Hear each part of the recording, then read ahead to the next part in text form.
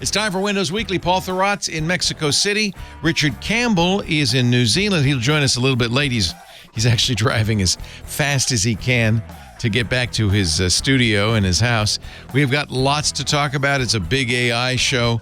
No new versions of Windows this week, but there is a lot of Copilot news, especially in Edge.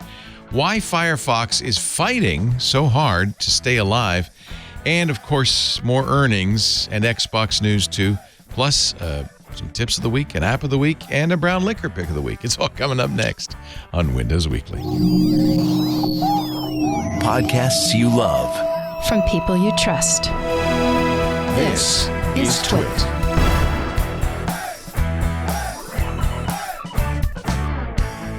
This is Windows Weekly with Paul Thurrott and Richard Campbell, episode 867, recorded Wednesday, February 7th, 2024. Prepare the double box. This episode of Windows Weekly is brought to you by CacheFly. For over 20 years, CacheFly has held a track record for high-performing, ultra-reliable content delivery, serving over 5,000 companies in over 80 countries. Organizations consistently choose CacheFly for scalability, reliability, and unrivaled performance. With CacheFly, you get ultra-low latency video streaming, which delivers video to over 1 million concurrent users. Lightning-fast gaming that delivers downloads faster with zero lag, glitches, or outages.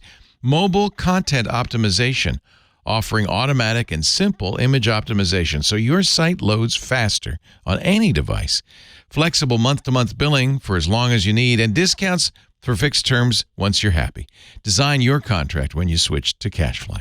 With CacheFly's elite managed packages, you'll get the VIP treatment. Your dedicated account manager will be with you from day one, ensuring a smooth implementation and reliable 24/7 support when you need it.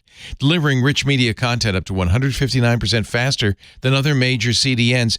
Join CacheFly, the world's fastest CDN. Jumpstart your journey with CacheFly with a complimentary first month, or give it a whirl with a free 5 terabyte account. Simply go to cachefly.com/twit. That's CacheFly, CacheFly.com/twit. It's time for Windows Weekly, the show where we get together and with Paul and Richard and talk about Windows and Microsoft stuff, except Richard is stuck in the air somewhere over in New Zealand, I guess. Hi, Paul. Hello, Leo. Yeah, Paul's in Mexico City, though. I could tell from the colorful couch pillows. Yeah, well, I'm hoping by the end of this trip I'll have colorful walls as well. We're working on that. Yeah, that's the last thing you do. First you get comfy, right? Then you put stuff on the walls. It's a little stark. Yeah, it's pretty. What is that window behind you look out onto the street? No, it looks out onto the penthouse across the way. Oh, that's the one I want to rent. So Unfortunately, it's been purchased. Oh, nuts. Yeah. I wanted to flash The good news you. is the guy who bought it is really nice. And Oh, good. Hanging out a lot. So. Oh, nice. He's Americano? A gringo, as they say? Mm-hmm. Yes. Are you surrounded by expats? No. No, we're kind of in the far southeastern corner of Roma Norte. So if you walk north of here, it's like walking through Brooklyn, you know. But if you walk south of here, it's like walking through Medellin or something. I mean, It's a completely different planet. Good. So we're kind of we're kind of bridging those two worlds. So it's kind of it's a nice location. I'm so jealous. And I bet it's a little warmer than Makunji. It's the low temperature here exceeds the high temperature in Mackay. Yeah, that's what I figured. Although it's because you're at altitude, it's not hot. It's like a 70s, right? Low 70s. It's in the 70s. Well, it's been high 70s lately. Nice. It's going to get down to low 70s, but at night it actually gets into the high 40s, like at 4 o'clock in the morning. Yeah, but we walked home last night at 9:30 and it was 65. Yeah. Beautiful. Oh, so jealous. And not to mention the food that you were probably eating. God. Do you ever cook? No. like literally no. Why would you? And we eat, when we're home, we eat, 5-6 days a week, most meals at home, right? I mean, it's the complete opposite here. There's just no reason to. Well, it's inexpensive and it's amazing. Yeah, a lunch costs us $3.50. I don't think I could deliver a reasonable lunch at that price at home. Right. And then you have to shop and cook and all that stuff. Yeah. Oh, I'm so jealous. All right. I'll try to contain. You could do this. Yeah. Well, it's here for everybody. Power todos. Yeah, there's impediments. If it were, Leo, blink twice if you're talking about your wife. There's the wife, there's the cat, there's my kids, and there's this darn thing called Twit. But all of them combine to kind of have me angry. Yeah, there's a word for that. I think it's responsibility. Responsibility. Yeah. There's a word. But it's the spring awakening, my friends. He is footloose and fancy free. I don't have to do what you have to do, right? Yeah. I just have to show up for a thing like this, so I can work from anywhere. Oh, I'm so jealous. I wouldn't even. No one would even know. No one would know. Anything. No one would know. Yeah. I'm starting to think that is the case also with me. Yeah, why not? Why not? I just get a green screen. You'll never know. Right. Father Robert told me I could basically move to live in the Vatican. Yeah. They have, so he lives in the Jesuit. As people do. One does. Apparently somebody did. There's a Jesuit house. He lives in the Jesuit house. It's in Vatican City. It's overlooking St. Peter's Square. Mm-hmm. And he says, we have 19 guest rooms. I said, well, do they care about, how long you stay? He said, well, there's a guy who moved in during COVID and hasn't moved out yet. I don't know. Yeah. Interesting. Plus, Robert's built an entire podcast studio, better than this probably, knowing Robert. Yeah. Up on top of the thing. So, and there's lots of cats there. Anyway, let's. Nobody cares about this. This is. I care about this. I don't know. I know you and I do, but this is the personal kind of discussion that people really hate. Oh, I'm sorry. And in the no, I don't know if that's the case. But in the early days of the show, I always said, we're here. We don't want to waste our listeners' time, so let's get right into it. But now that we do 3-hour shows, we're clearly wasting our listeners' time. So we're wasting our time. Everybody's That's what time. We're doing. Yeah. So you may be wondering, where's that other guy? Where is he? Let me see. He's in New Zealand. He's in New Zealand. And he's been texting me. Let me see if I can find this.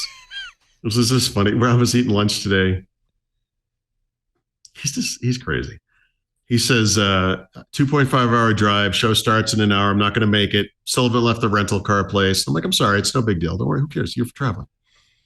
And then he says, I could just pull over and do it from the car. Like, dude, no. Just don't. Just take the week off. It's good. Really? I half expected him just to show, from a windswept seaside villa. He's done that before. Remember, he did that from the airport.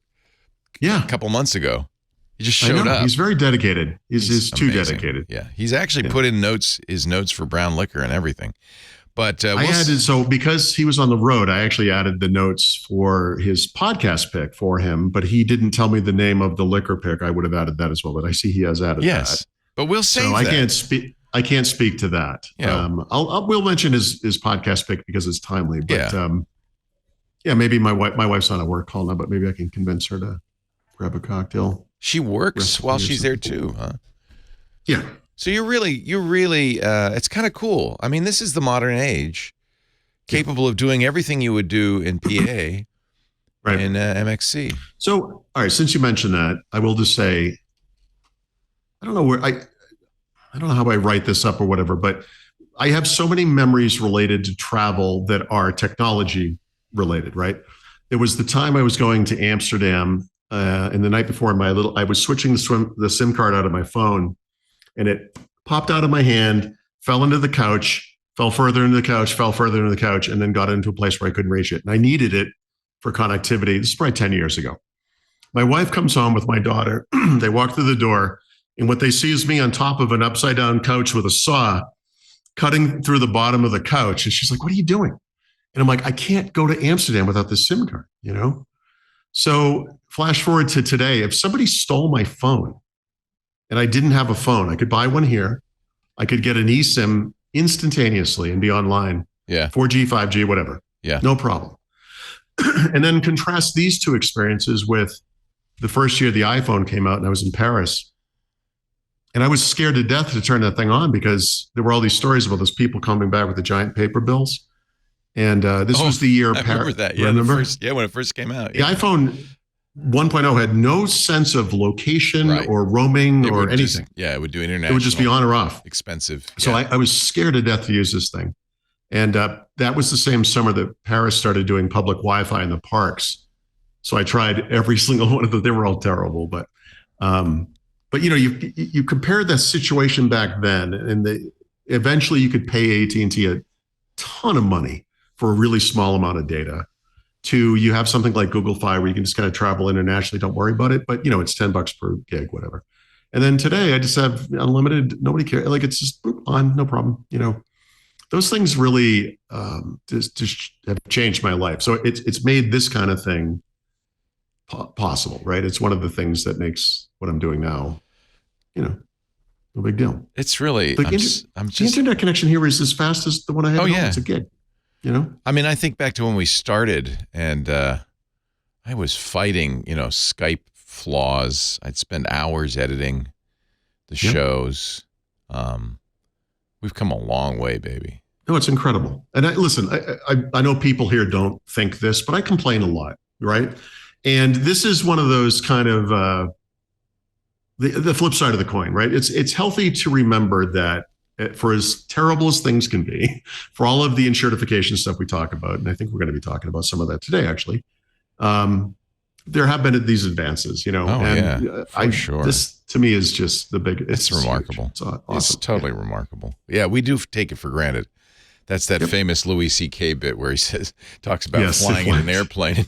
It's one of my favorites. What are you for? Like flying through the air. My food. I want my food. Is so terrible.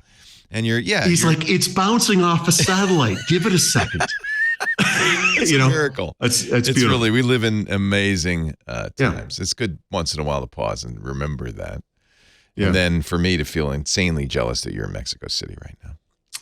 Well, like I said, I mean, I'm not at the, the Grand Hotel or anything. I'm in a 700 square foot cement box. You're in your flat. You're in your own personal flat with your own clothes and your own bedding and your own. By the way, as you know, some of our audience just a little bit OCD. And they're right there with you. Yeah, and they're noticing that spot over your left shoulder. I think that's a thermostat. I will tell you, I focused on that the second I turned the camera on. What that is a hook. Okay. For a jacket or whatever. Oh, and all right. Put a jacket on there. Would you put a hat on it next time? Leo, listen, I am way ahead of you. When we got home from lunch, when we left, there was a jacket hanging there. And I thought to myself, you know what? Maybe that's going to make it okay. And then we got back from lunch and I turned on the camera. And I was like, where's the jacket? And I think my wife, she's cleaned up. I'll get it out of the video. She tidied it up.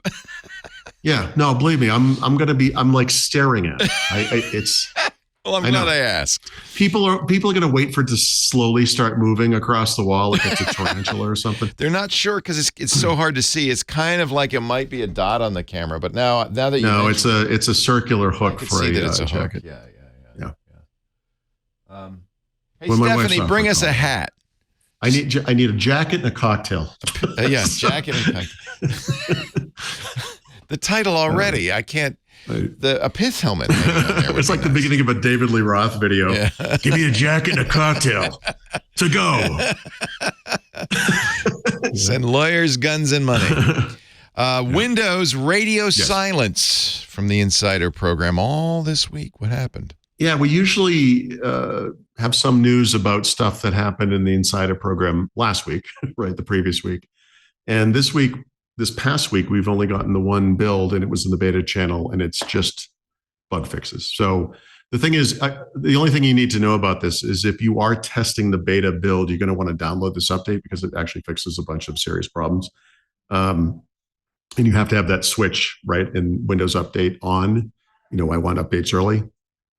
But there's no new features. So for the rest of the world, I get nothing to tell you.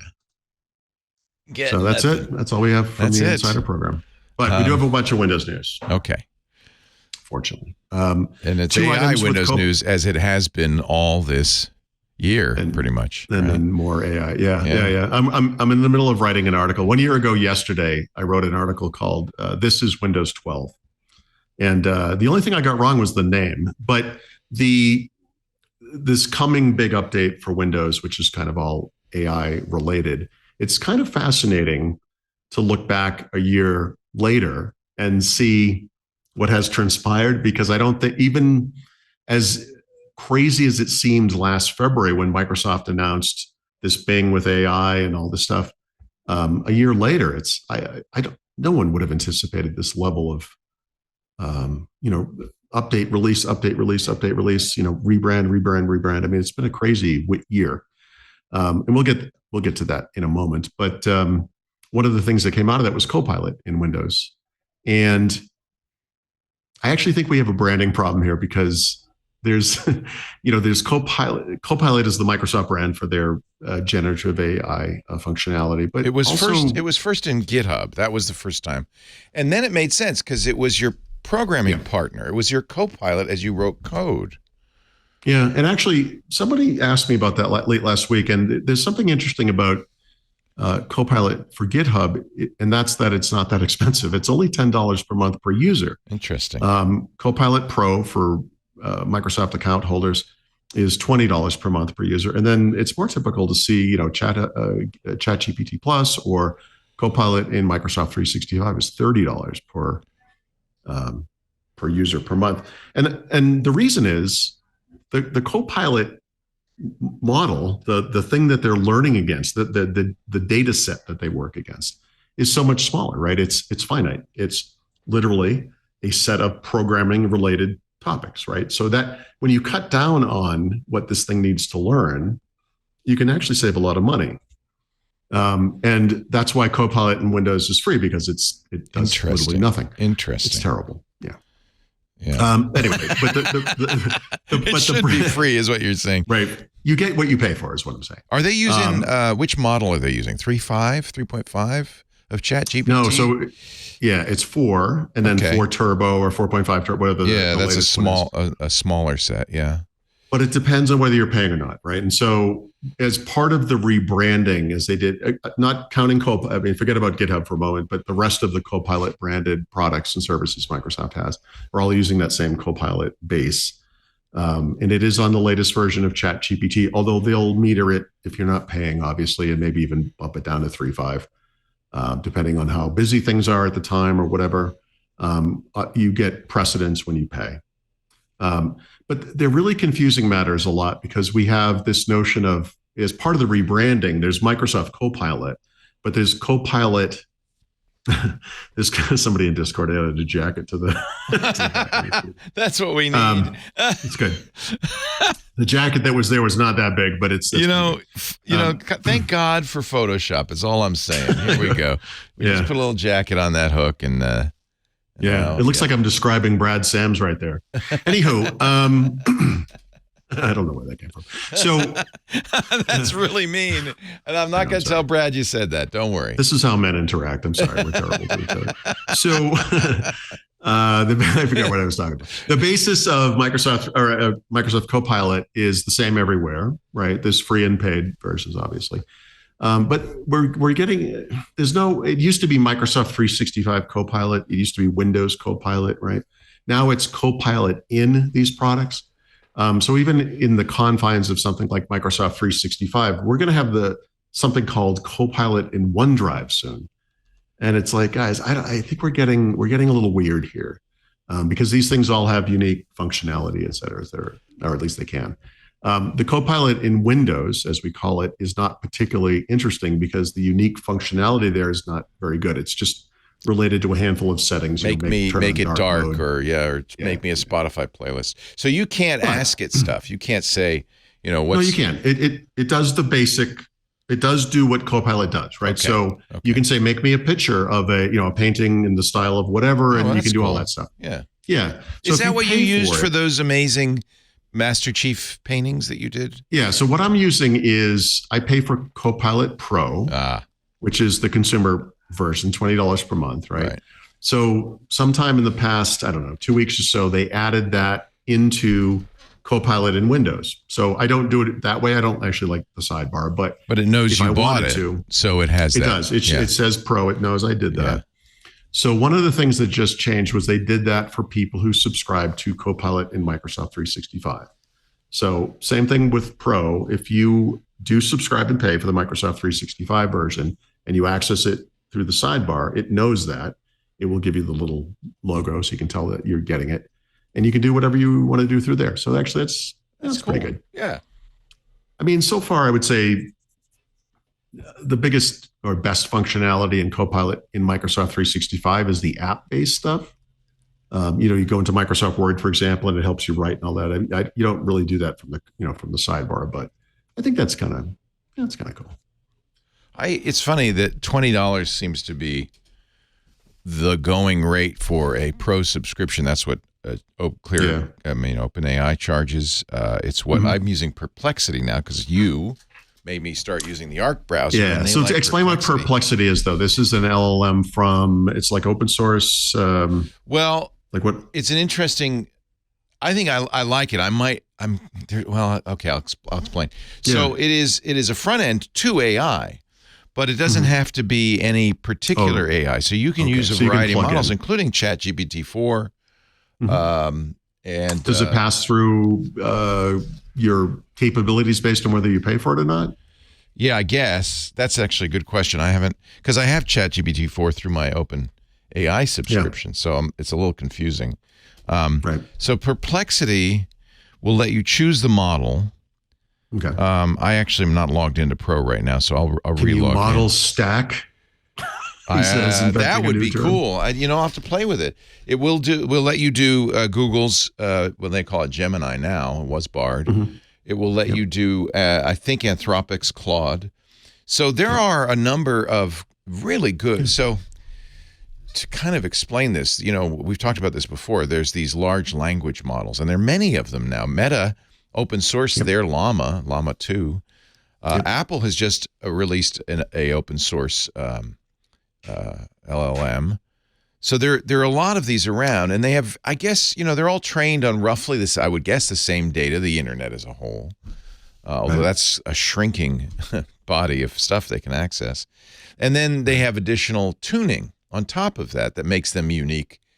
One of the reasons I'm hesitant to cancel my OpenAI subscription is they have those GPTs. And you remember I've talked about this. I've made two GPTs, which I use all the time, one for the programming language I use and one for the editor I use. And they're references for me. They're fantastic. I cannot. This is the Copilot thing, but writ small a little bit, right? I know one of yours is better because it doesn't hallucinate. That's how it gets better. One of the instructions I gave it was, and under no circumstances use anything that isn't in the corpus of works that I gave you. So I gave it, dozens of PDFs the nice thing about Lisp, the language I like, Common Lisp, is it's so old that everything's in the public domain. So I gave it all these classic, Lisp books. Somebody sent me, and then I'm trying to understand something called deterministic finite automata. Don't ask. But I love the language. Yeah. But Chocolate Milk Mini Sip sent me a textbook, I guess, PDF from when he was, years ago studying this, which I added. Now all of a sudden, my Lisp AI, my Lisp expert, is also an expert in DFAs, and I can say, write me some Lisp, a DFA in Lisp, and it will do it. But in Lisp, yeah.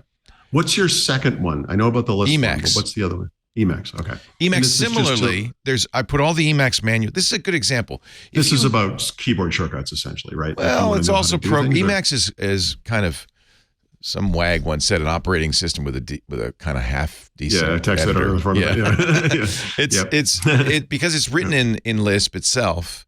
It's highly programmable. Your Emacs, when you get it, can not only tell you what the moon thing is, it could, the phase of the moon, it could tell you, it has a ELIZA built in, has games built in. It's got, because it's just really, it is like an operating system. But in order to use it effectively, you really need to know a lot. And so I took this is a good example. If you've got a bookshelf of manuals, whether it's for a car or plumbing or whatever, you can put this into that. Yeah. And then suddenly it is the expert. You don't have to flip through stuff.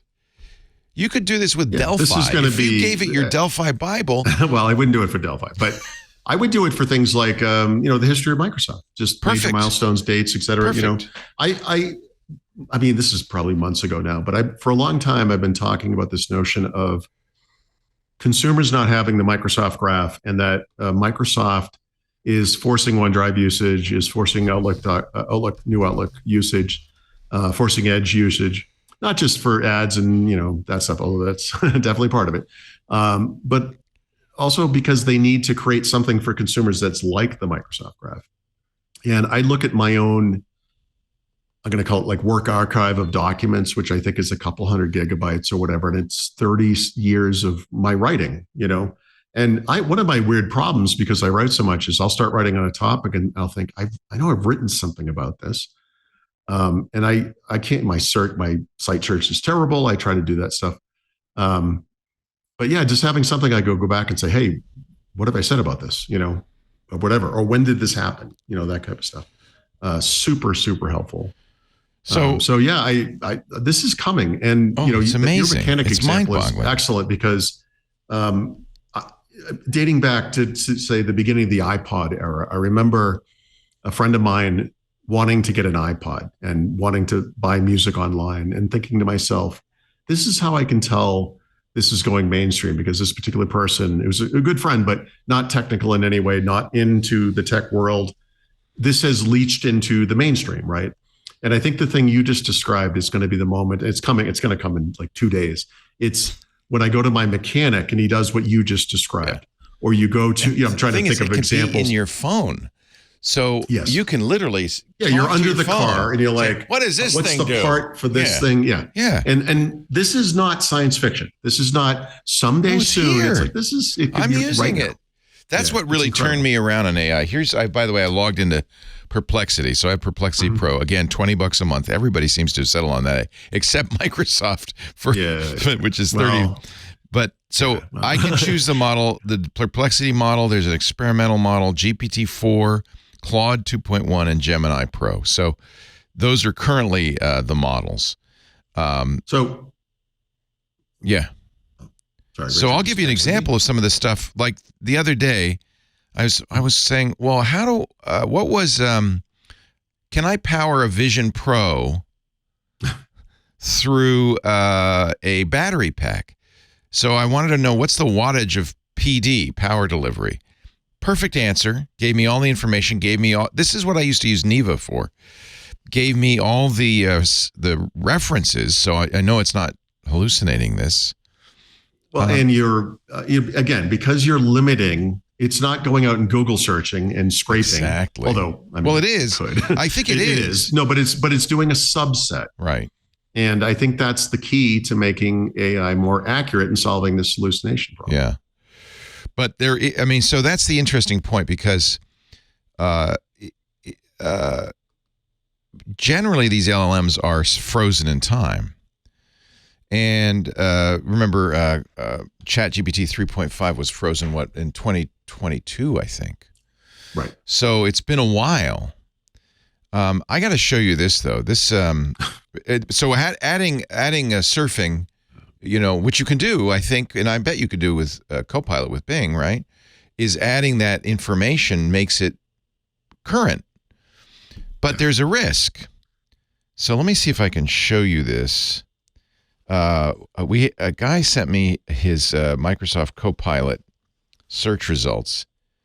He asked it, what are the origins of I have to download this, I guess, to show it to you. The origins of the Arab-Israeli conflict. Oh boy. And he sent me a screenshot.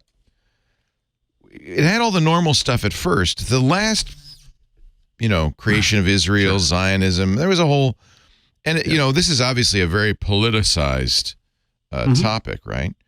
But the last piece in this, point 4, Satan's role. Beyond geopolitical factors, there's a deeper spiritual dimension. The true source of the Arab-Israeli conflict lies in Satan's fight against God. This is Copilot. He manipulates propaganda, terrorist groups, and anti-global tensions to delay his own doom and exterminate God's people. Well, I mean, when you say it's Copilot, what you're really saying is it's ChatGPT, right? I mean, that's the... And it found a source, obviously a demented source. I mean, actually, this is valuable if it would have... Oh, actually, you know what? You might be right. I think the insanity here might be because Copilot is when you add... What happens when you add Bing to ChatGPT? Yes, and I think it has a number of references in here. So I think it is using Bing, but it could easily just been ChatGPT. Well, that's how they bring it up to date, right? They're searching the web, which is what you don't want.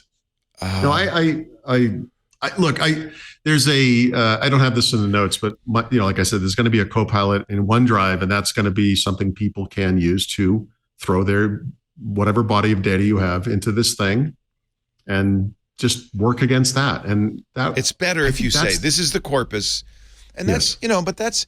Make it as finite as possible. Make it as specific to whatever the task is as possible. The best uses of AI have been like radiologists.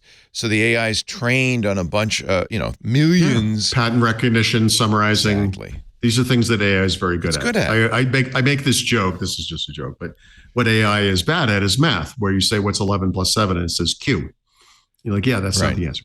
It wouldn't actually. This answer about Satan wouldn't have been so bad if it had put it in a thing saying there are some Christians who believe this. Yeah, okay, but it quoted it as authoritative. Like, well, there's 4 points. I would argue that it would be smarter if we just ignored that part of it. Maybe, maybe. Stupid.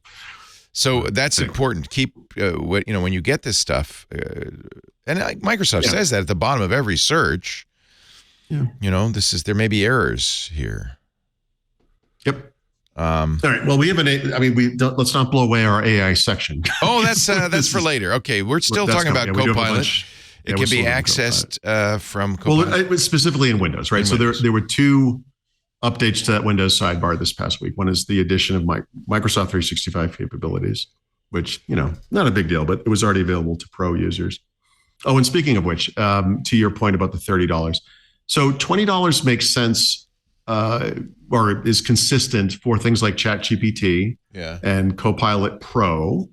But I think the additional $10 in Microsoft 365 is literally the graph, and that it's working across data that by and large is stored inside Microsoft, right? Inside their data centers. And that you're getting capabilities inside of apps like Word, Excel, PowerPoint, Outlook, et cetera, that these other things can't do. Right. So there is additional functionality. It's not just they're arbitrarily making it $10 per month more. Okay. So you're paying actually a lot more. $10 for the extra. Yeah, you're getting that thing you get with the $20 from somewhere else. Yeah. But you're also getting the Microsoft 365 stuff. And I think that explains the price. Perfect. Yeah. So the second edition came yesterday, and this one came out of nowhere. And I was actually really happy to see this happen, not because I care about this feature edition, but because the woman that tweeted about it is a corporate vice president of Microsoft, Shilpa. I'm going to butcher her last name. I apologize. Ranganathan. This woman has only tweeted twice in the past year, but she tweeted yesterday that Windows Copilot will now launch in a wider sidebar, which is not particularly interesting or whatever. It's resizable, and also they have a little toggle up there so you can toggle the size between the old size and the new size, right? And this is only interesting to me on 2 levels. One is that we don't really hear from these people that much, so maybe something is rubbering up a little bit. But also, it's Ranganathan. Ranganathan, thank you. So I'm not going to sound like this. So I am not seeing this, and what I realized later was that it's because I'm in Mexico. So this feature hasn't, in fact, rolled out, and we discovered. I asked her, and she responded. Oh, nice. How do you get this update? Like what's the mechanism by which this is delivered to the operating system? And you may be fascinated to discover that it is not Windows Update. It is not the Microsoft Store. It's Microsoft Edge. So you have to go into Edge, update it to the latest version. Oh my god. And once you do, you will get this functionality, because this came up, several months ago, but that sidebar is in fact another example of Microsoft Edge on you. It's another instance of Edge. Even though the button is in the back where the charms are, it is actually an Edge. It's Microsoft Edge. Yeah. Wow. Yeah, so you might choose Chrome or whatever, but you have to use Edge to use this product in Windows. Interesting. And, whatever. But it's not a big deal. Except I can't have it. Oh. So, I don't know if I'm using the latest Edge. So. Well, you can update it. Yeah, I'm fully updated. I don't have it. It's because I'm in Mexico. If you look at the list of countries where this is available, I think this isn't one of them. It's also why I can't access Copilot on my phone. It gives me a weird error message, but I think it's Mexico. And the thing that's strange about this is if I go to the web, I can generate images like I've been doing for my site, no problem. But the sidebar in Windows and the mobile app on Android will not work here. So. You're not using a VPN though, are you? No, but I don't think it's that sophisticated. Well, actually, no, I'm not. I'm sorry. Let's answer your question. No, I'm not. Because if you had one at home, that would explain why the desktop would work. But obviously the cell carrier, it knows your carrier. It knows you're in Mexico. I don't know why the web version's working. Isn't that interesting? I guess technically because the cloud server is not here. I guess it might be why. Right. But I can't, when I run it locally in the operating system, it doesn't work. Anyway, look, this feature is not interesting to me in the slightest. I don't like sidebars, whatever. But the notion that that's the mechanism by which this thing is updated is kind of blows my mind. It's Edge. It's Microsoft Edge. What does that mean? Does it mean that they want to? It's interesting. Edge is kind of an engine. Yes, it's probably right. I mean, it's obviously using it's not just it's not about the rendering engine so much as it is the UI is delivered as part of Edge, I think, right? So when you get this update and open the sidebar, in addition to being wider and being resizable, there's an additional little button up in the corner, and that lets you toggle between the two default sizes. And we talk about Edge bloat and look at that. There's all kinds of issues. This is an extreme version of bloat, isn't it? I mean, like an AI sidebar in Windows that's crazy. Yeah, that's interesting. It is interesting. All right, so. Yeah, I have. It's funny. I have Bing Chat. I haven't done a lot of comparison between all these different chat things I have, and I presume that if it's using OpenAI, it's going to be. But as you say, it's OpenAI plus. So yeah, and Microsoft doesn't tell us exactly what that means. I mean, part of it is Bing for sure. Yeah. And this isn't the exact wording, but Yusuf Mehdi almost a year ago described it as some kind of a, Microsoft secret sauce.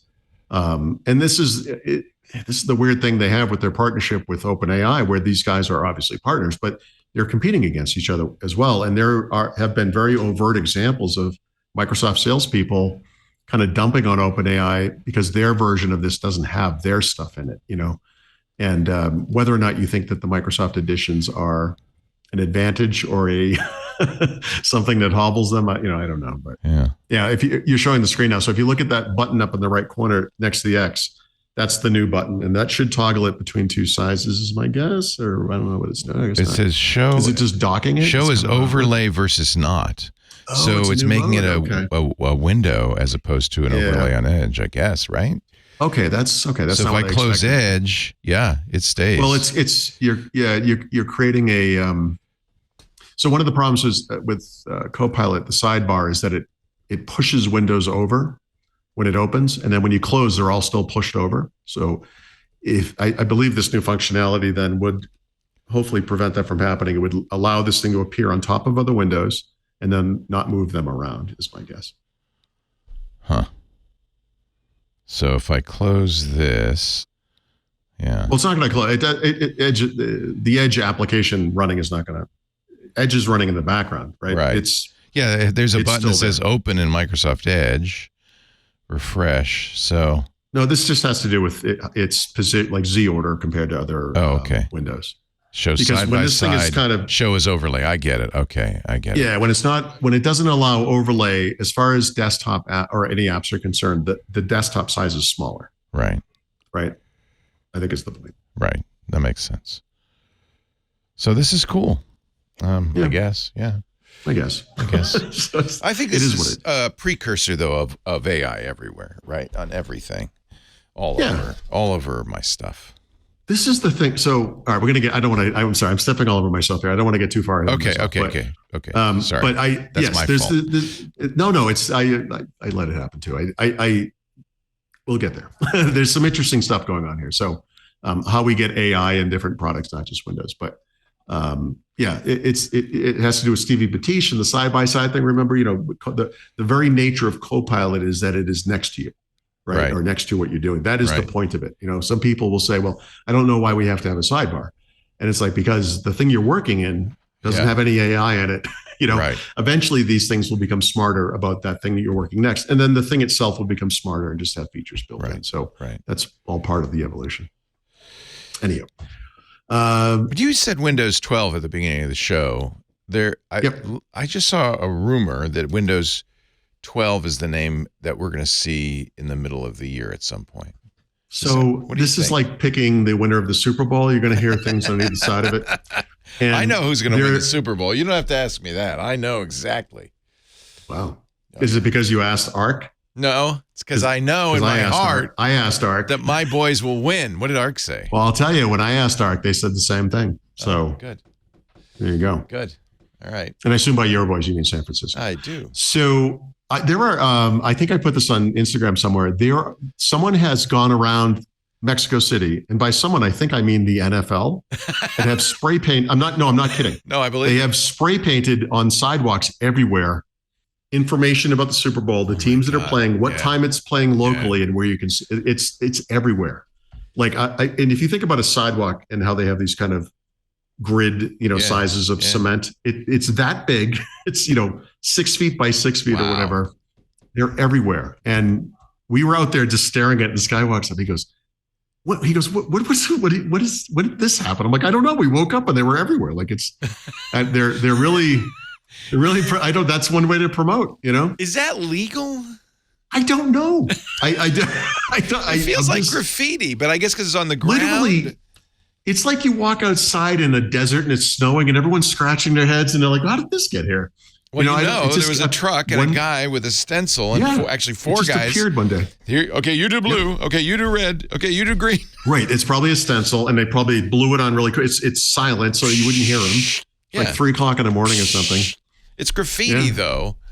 It is graffiti. I can remember this happening before for other things, but remember the NFL really wants to grow internationally, right? Yep. So I think they played games. Oh, they play in Mexico City every year. In fact, they just announced a new series of games, I think in Argentina or somewhere. I know Brazil is going to be one. Maybe that's if you thought playing in Denver was hard, welcome to Mexico City, folks. It's a little higher. Yeah. Half again as high. Wow. Yeah. Anyway, okay. So there's a debate. We're debating, and honestly, I think Microsoft is debating because between extending the support of Windows 10, right, another 3 years. Do they really want to have the confusion of 3 different supported Windows versions in the market at the same time? You can make a pretty good case that no, they do not want that, and that maybe going forward with Windows 11 might be the right idea. So we'll see how they ultimately do brand this thing, but we know that there's a major release of Windows coming.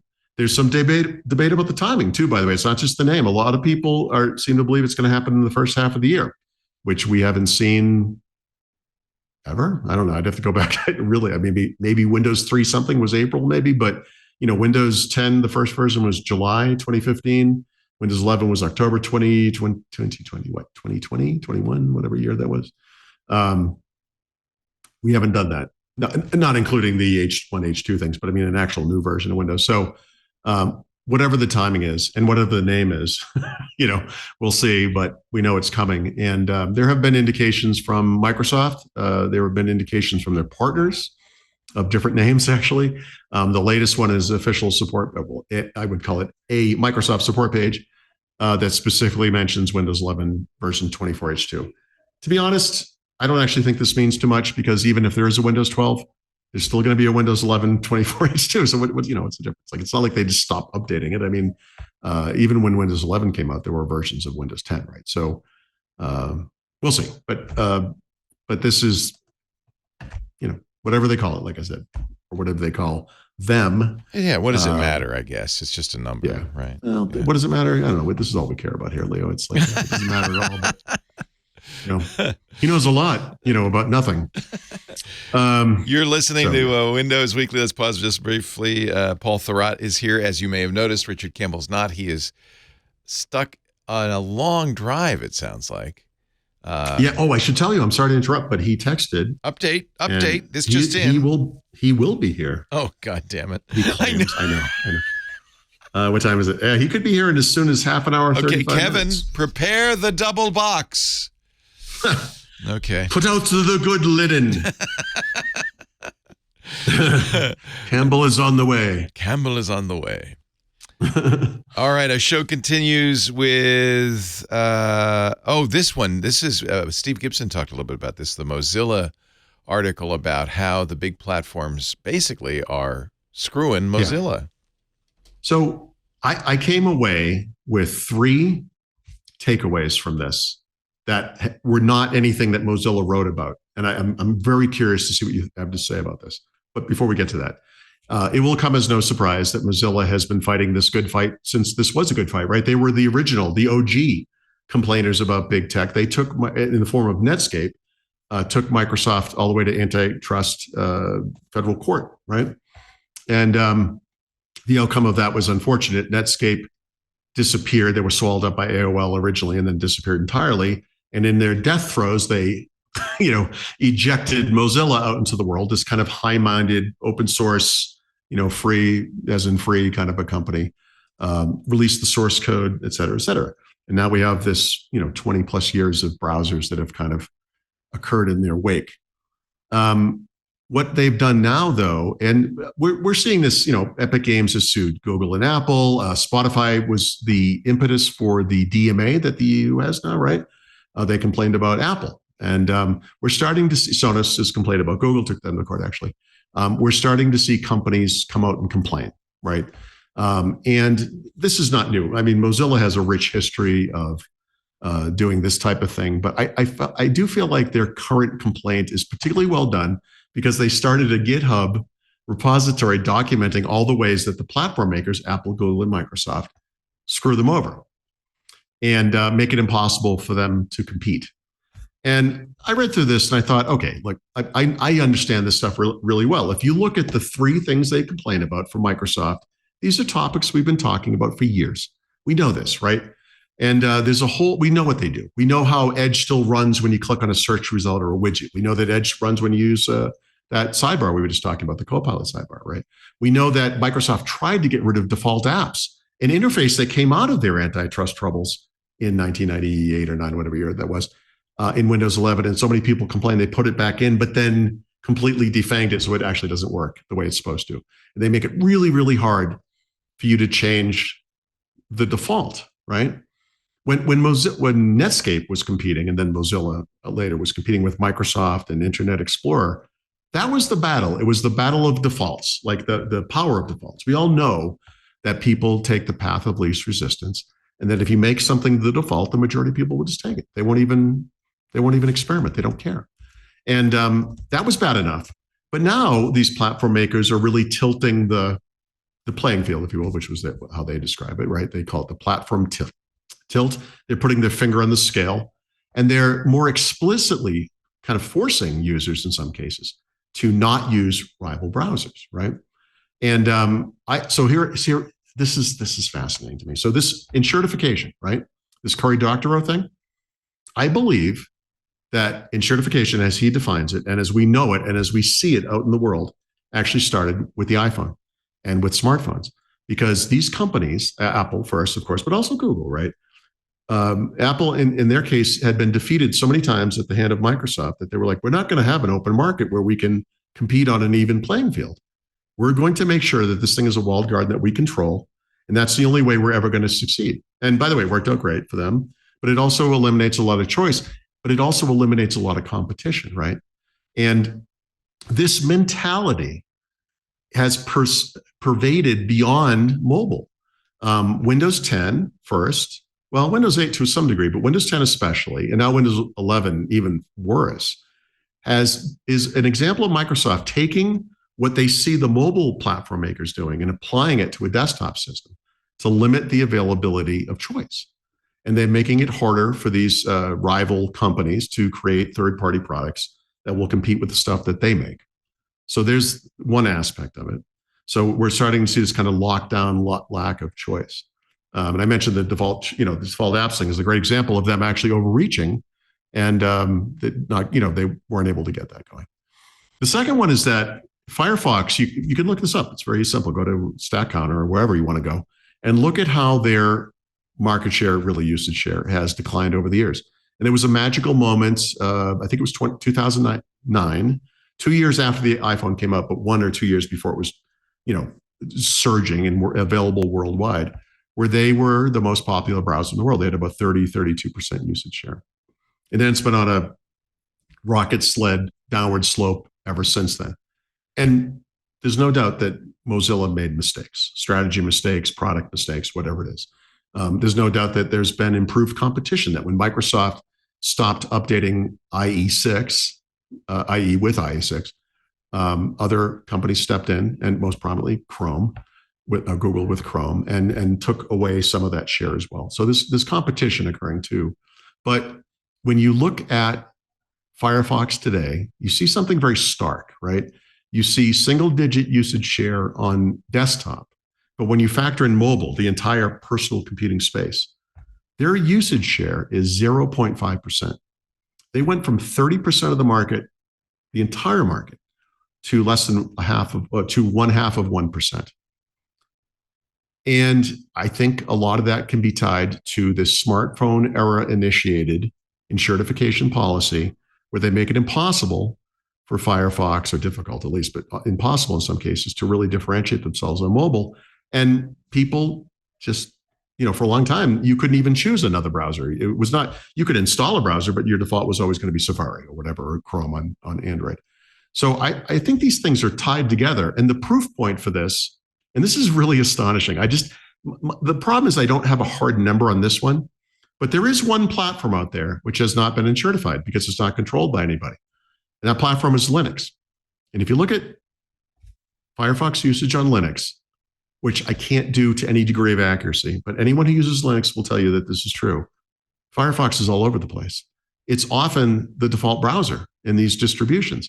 And when you have a system where the default you choose is based entirely on user choice or preferences, and that's what the maker of that thing does, then you can see the difference between a world in which we don't have enshrification, which is Linux, and a world in which we do, which is Android, iOS, Windows, whatever you want, all the other ones.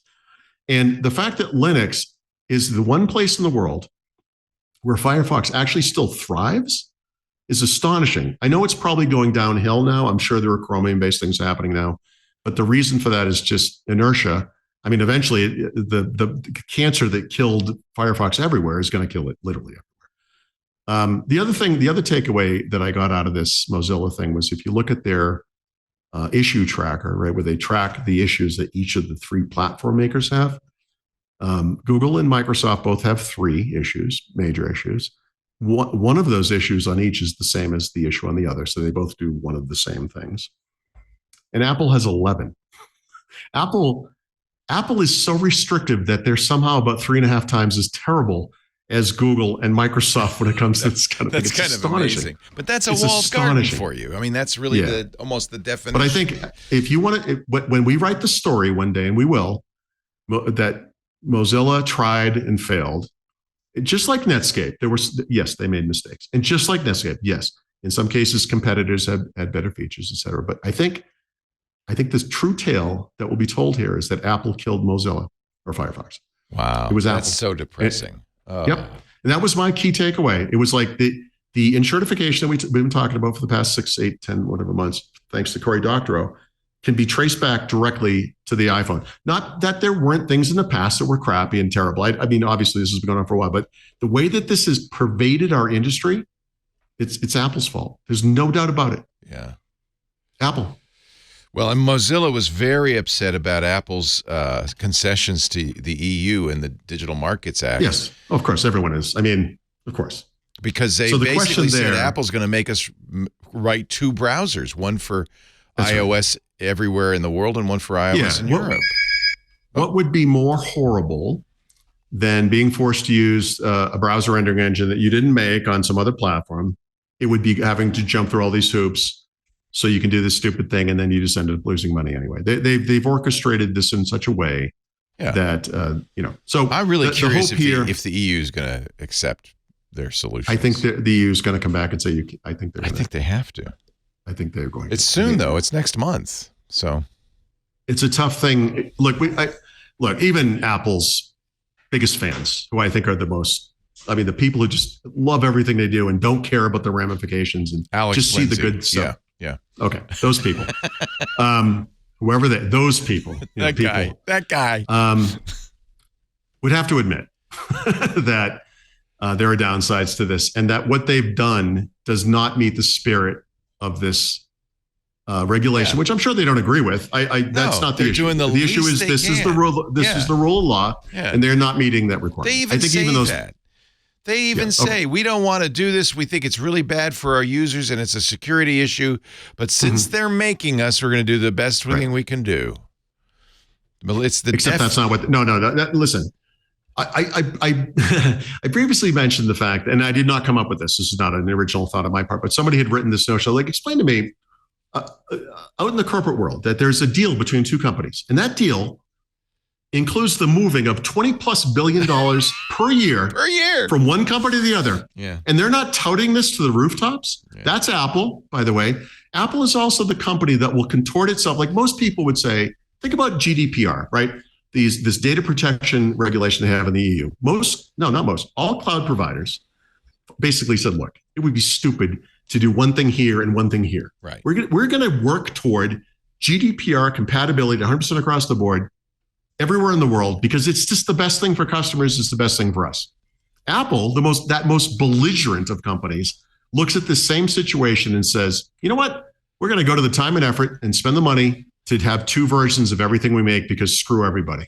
And that says more to me about the actual caliber and quality of this company than any of their marketing, any of their everything works together great, blah, blah, blah, blah, blah, whatever. It's just frustrating how different the reality of this company is from the impression that people have of it. Yeah. It's terrible. It's a terrible company. At the very least, I would just ask you to believe this, because I know some people are already firing off the little nastygram emails. You can't get this big and not be terrible. So at the very least, please, you can look at the evidence, whatever, but Apple, Google, Microsoft, Facebook, any of these companies, they're all terrible. At least understand that. Don't pretend that they are in any way better. They absolutely are not. And I will say, just personally, I fell into a trap of believing that was true of Microsoft for several years, because this company refused to do anything aggressive. Right. All they did was talk about meeting customers where they were and partnering with everybody and kumbaya. And I thought, oh my God, they changed. And then the last year happened and I realized, no, they're just as terrible. And I think this is a maturity moment that we all need to get to. I got a text yesterday during Security Now from a company saying, would you like to participate in a survey? And I always say no to these, but I don't know why. I was just sitting there. I didn't have much to do with Security Now. So I said, oh, go ahead. And I went through it, and it was asking me, what do you think of all these companies, Apple, Microsoft, Amazon, Google? It was lots of questions about their reputation and stuff.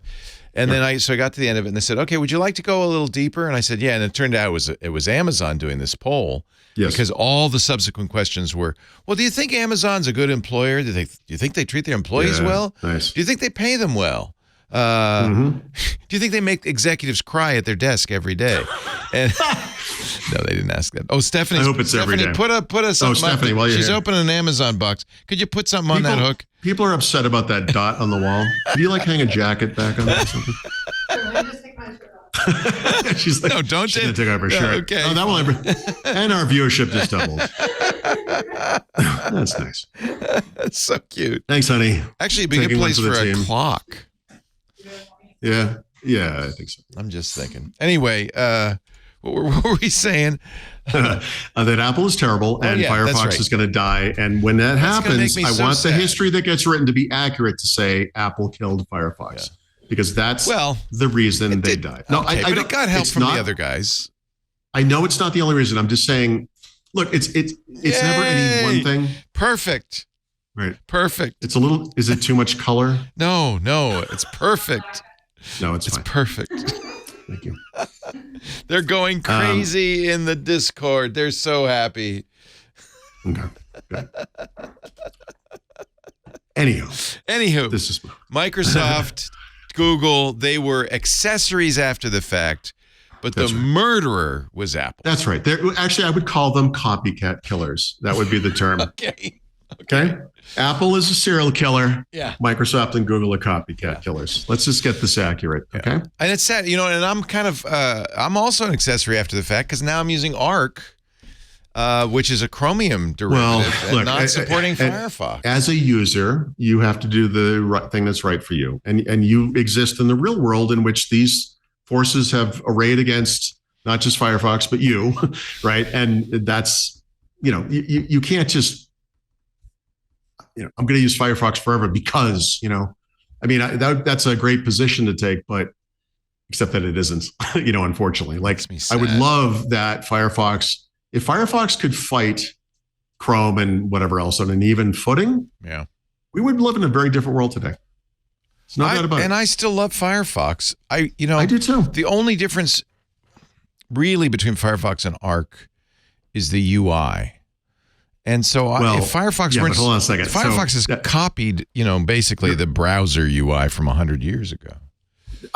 The thing that is most striking to me about Arc, and I feel weird even talking about this product because it's so non-mainstream. It's so out there. It almost feels naive, but Arc is the first serious attempt to rethink what a web browser is. Yeah.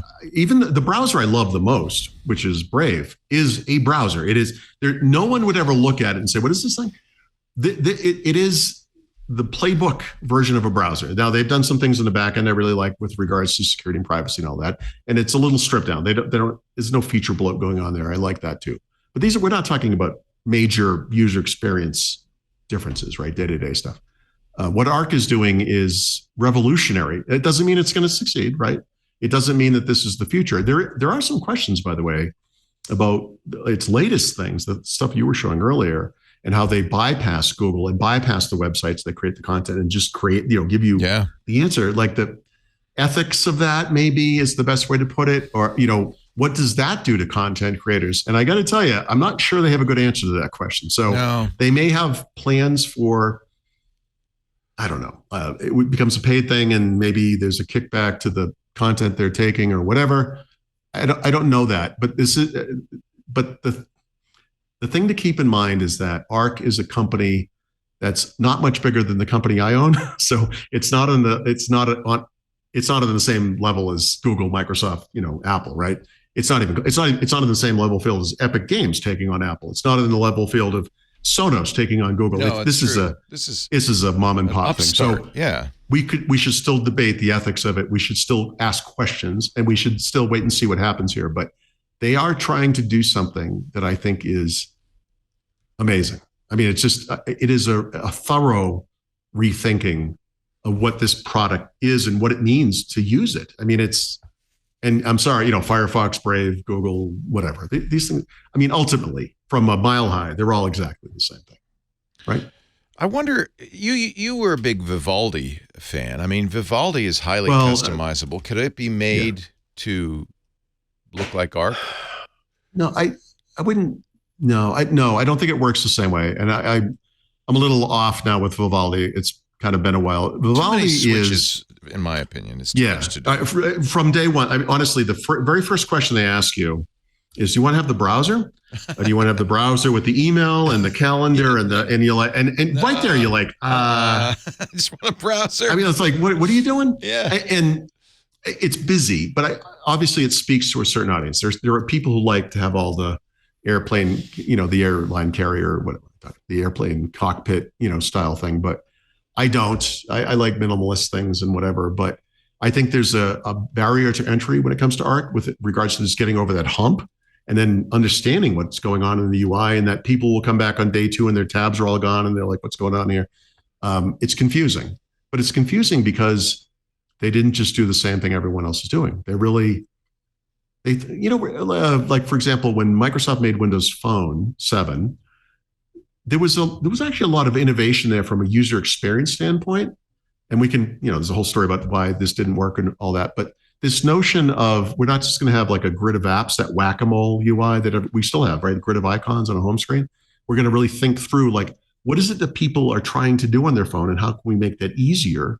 And there was some real innovation there, and that failed horribly. Arc browser could fail in the same way, but I appreciate the attempt, and I actually see you do too, obviously, see the benefits of it, right? You can see what they did, and you're like, you know what, this changes things. Like it's very interesting. I think. No, I love it for a lot of things, and it, by the way, fits very well into the future AI world. They're smart to be using Perplexity, I wonder, search and so forth. I don't know if you know enough about the history to know if this was a plan, or the way I imagine it was 1 year or 2 years in that this AI thing became obvious and they said, we got to pivot to this. But whatever the reason, they are uniquely not positioned, but they've delivered a uniquely AI infused product where everyone else is kind of it's kind of tacked on in some way. So they have a traditional browser and they're like, well, we'll do this thing too. So like, for example, in Brave, you can they have an AI thing called Leo, right? Which I'm sure you at least like on some level. And Leo kicks in through when you type into the address bar, right? If you can ask questions that way. So it's like, we didn't really rethink, well, I guess technically Arc does something very similar, but Arc doesn't even have an address bar, so it's not, I mean, it's not completely surprising because the people who started Arc came from Tesla, came from Instagram, Medium. A lot of them came from Chrome. Amazon, Snap, Slack, Pinterest. They've all been around. It's like a bouillabaisse of talent, but also like the people who might have came from Chrome or some other browser company, right? Remember when Safari started, you might remember his name. There was a guy who was very famous and highly placed at Mozilla who left to go to Apple. And at the time, everyone was like, what's going on here? And it's because they created Safari. Yeah. But you might have these people in these companies who are like, I have ideas and no one's interested. And the reason is we're all really comfortable with what browsers are. And maybe you put a bunch of those people in a room together and you come out with something, it doesn't always work, right? But I feel like, anyway, I love that they're doing it. It's very interesting. It's a somewhat quixotic venture because they have no revenue model. Well, that's what I'm saying. We actually don't know. They've raised money, and their privacy policy change bank joke, right? Yeah, they're not. How are you going to make money? Volume, Yeah. I don't really know what the plan is. I think they want to do a enterprise thing, and they think that's how they're going to make. So that was that worked great for Netscape. So I look at DuckDuckGo and I wanted the same thing, right? So I keep looking at this browser and I think to myself, there's some basic features it doesn't have. You can't even like pin tabs, right? It doesn't have extensions, So it's kind of a non-starter for a user, but I kind of like I like the company, I like their whole thing. But how do you make money? You look at Brave, same thing. It's like, what are you doing? Or you look at Mozilla now, this comes up at the end of the show, but Mozilla has had to branch out into other products, a lot of which are free and paid versions, right? They're trying to do that in the browser space. Yeah. They're trying to stay alive, and, of course we can't begrudge them that, but, you write articles about the stuff and then people are like, I'm never going to pay anyone $5. And it's like, oh, there you go. You're contributing too then. What are you, like kicking the corpse on the way by? Like, I get it, but don't feel so strict. Obviously my attitude's changed a lot. You've had Thurrott Premium for a long time. And you do it exactly the right way, which is you have mostly free content, and then you put some really good premium content behind a paywall. I'm thinking about it because I just renewed for another year, and it's worth it. And we're trying to do something similar. I can't take credit for that, by the way. That was other people. That was Penton? And I fought, no, this was at the previous company, BWW. A small team, a small group of people. Other people came up with this idea. I fought it. I want my content to be free and out there, kind of in an idealistic way. Yeah. So do I. And I'm not comfortable asking people for money, I'm not comfortable raising prices on anything. You and I are exactly cut from the same cloth. I'm an artist, but Leo. We have to pay rent, right? I mean, there is a reason. There is, and that's the thing. I become more and more aware of. As your financial mortality approaches, and you realize I have to do something here. But journalism's collapsing. It's not just me. I mean, it's everywhere. It's terrifying. It is terrifying. And I think what I kind of want people to understand is there was a false promise at the beginning of the internet that you could do this for free. Yeah, that's right. And the bill is coming due. This is, I mean, look, we could pretend this is certification. I would just say this is inevitable. We cheer the notion of the democratization of maybe publishing or music creation or whatever it might be. And what we don't really think through ever is the ramifications and what happens on the other side of this. Like on the one hand, it's really neat that anyone can have a platform. And on the other hand, it's terrifying that everyone has a platform because most people's ideas are terrible. Most people are horrible. And I don't know that I want to hear from these people. So, for example, like a real world example of that is I use the Google News feed, specifically a news app, specifically for the tech feed. I read it every morning. And I've been meaning to write about this. I've started taking pictures of it. So in my news feed, there'll be like The Verge and Gadget and Gizmodo and these kind of top level tech crunch. Are you taking the Google News app? Yeah. Yeah. That's what I do. That same too every day. I check it. So here's the first bit of lack of sophistication in this app is The Verge and Engadget and Gizmodo all have branched out into other things. Right. They write about things that are sort of technology, like cars or space or whatever it is. There's a story in the newsfeed this morning from The Verge about a Lego set. They write about board games. They write about just normal things. In my own world, in part of Thurrott Premium, like one of the things I do is similar to that in the sense that it's not really necessarily about tech, but I might write about more personal things and whatever. And the thing is, that's fine. I don't expect to see that in a news feed that's specifically about tech. Right. That's one thing. That to me is a problem. I don't like it. There are articles about bicycles, motorcycles, skiing. It has nothing to do with tech, but it's almost like someone was like, they mentioned an iPad app or something. Who knows? It's really unsophisticated, but that's not the problem. The problem actually is AI, because the thing that has been taking over my newsfeed as I sit there every day and try to curate it, I don't want to see stuff from here. I don't want to see stuff from here. There's an infinite number of URLs that are some random combination of letters and numbers.com or some random combination of letters and numbers .something .random, it goes on. And it will be like, it will say something, I'm going to make this up. This is not an actual URL, but it will be like stateside.7.com. And it is a text story, but it was either regurgitated with AI or just copied wholesale from some other actual blogger. Yeah. This is a cancer that is eating my tech news feed. Yes. And the fact that Google can't or won't do anything about that is terrifying.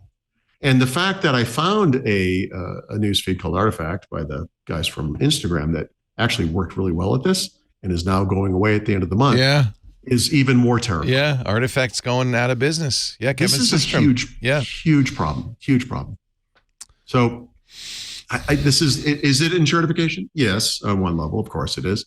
But it's not just that, right? We need a new phrase, the AR fornication. Yeah, the AI fornication or something. The AIification, yeah. Because AI is flooding the zone now. Yep. And it's only going to get worse. And this is, we can talk about regulations and everything, but honestly, I don't understand, just from a pure business model perspective, how Google, I'll just single them out, doesn't want to put a stop to this. This undermines their credibility as a source of information. And that to me is really the foundation of their business. I know they make the money from the ads, but those ads become less valuable if the content that's around them is garbage and people leave. Well, that's true.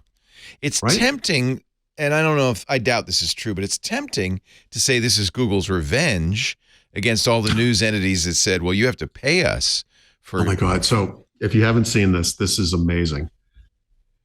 There is a couple of things here. So there's an editorial in the Washington Post this week about the real danger to news is AI. Okay, obvious enough. Yeah. Well, that's what the Washington Post thinks for sure. I scrolled by this thing and I said, I don't have to read this. Who cares? Yeah. I know what they think. But then I thought to myself, hold on a second. The little tech reporter guys, Jeffrey Fowler, whoever the other people are, they have been on a mom and pop crusade against digital photography AI ever since Google came out with the Pixel 8. Like they can't Really? stop writing about it. Like it makes them insane. Interesting. They never reviewed the Pixel 8. All they did was write 5 articles about how terrible this is. Oh, wow. Without sort of understanding that since photography has existed and is in fact an artificially created rendition of reality, right? That we have been editing those images ever since they existed is, I think, a fact that needs to kind of factor into this discussion that this nuance is lost on these people. So I'm like, okay, you know what? I got to go back and look at this. So I have my aggravation with them about the photography AI stuff. All right, screw it. I'm going to read this thing. So I'm reading it, and I'm thinking to myself, I'm like, hold on, the person who wrote it led Google's news organization for like 7 or 8 years. He was the guy Richard Gingras that was forced to. Yeah, look this. It's crazy. Oh, and if interesting. You read the way so it's an op-ed then. It's not a. Yes. Yeah. No, it's not a news story. It is. It's actually rather astonishing to see his side of the story I just told, or the story you mentioned, which is that Google used to screen scrape everybody, put those results in search results. People freaked out, started suing them. Regulatory bodies started waking up, and they said, okay. And they spent 6-7 years coming to individual deals with publishers in every country on earth. There was a period of time where almost every day there was a Google announces partnership with some public news organization in Australia, New Zealand, South Africa. It was every day. Now it's everybody. I'm like wondering where my deal is, by the way. And now, but his perspective on that is fascinating because he saw this as just a money grab. But what he's saying is that this AI thing is like that exponential, that the danger, like he would hit from his perspective, at least we were driving traffic to you. Right. That's kind of what he's saying. He's like, look, I may have stabbed you with a knife, but I didn't kill you. AI is going to make your body unrecognizable. So yeah, I guess that's worse. You know, you look a little less terrible by comparison, but you weren't as sophisticated back then either, right? You would be doing this right now if you had invented it. It's a very hypocritical. It's worth reading with the understanding of who he is and what he did, and then read his take.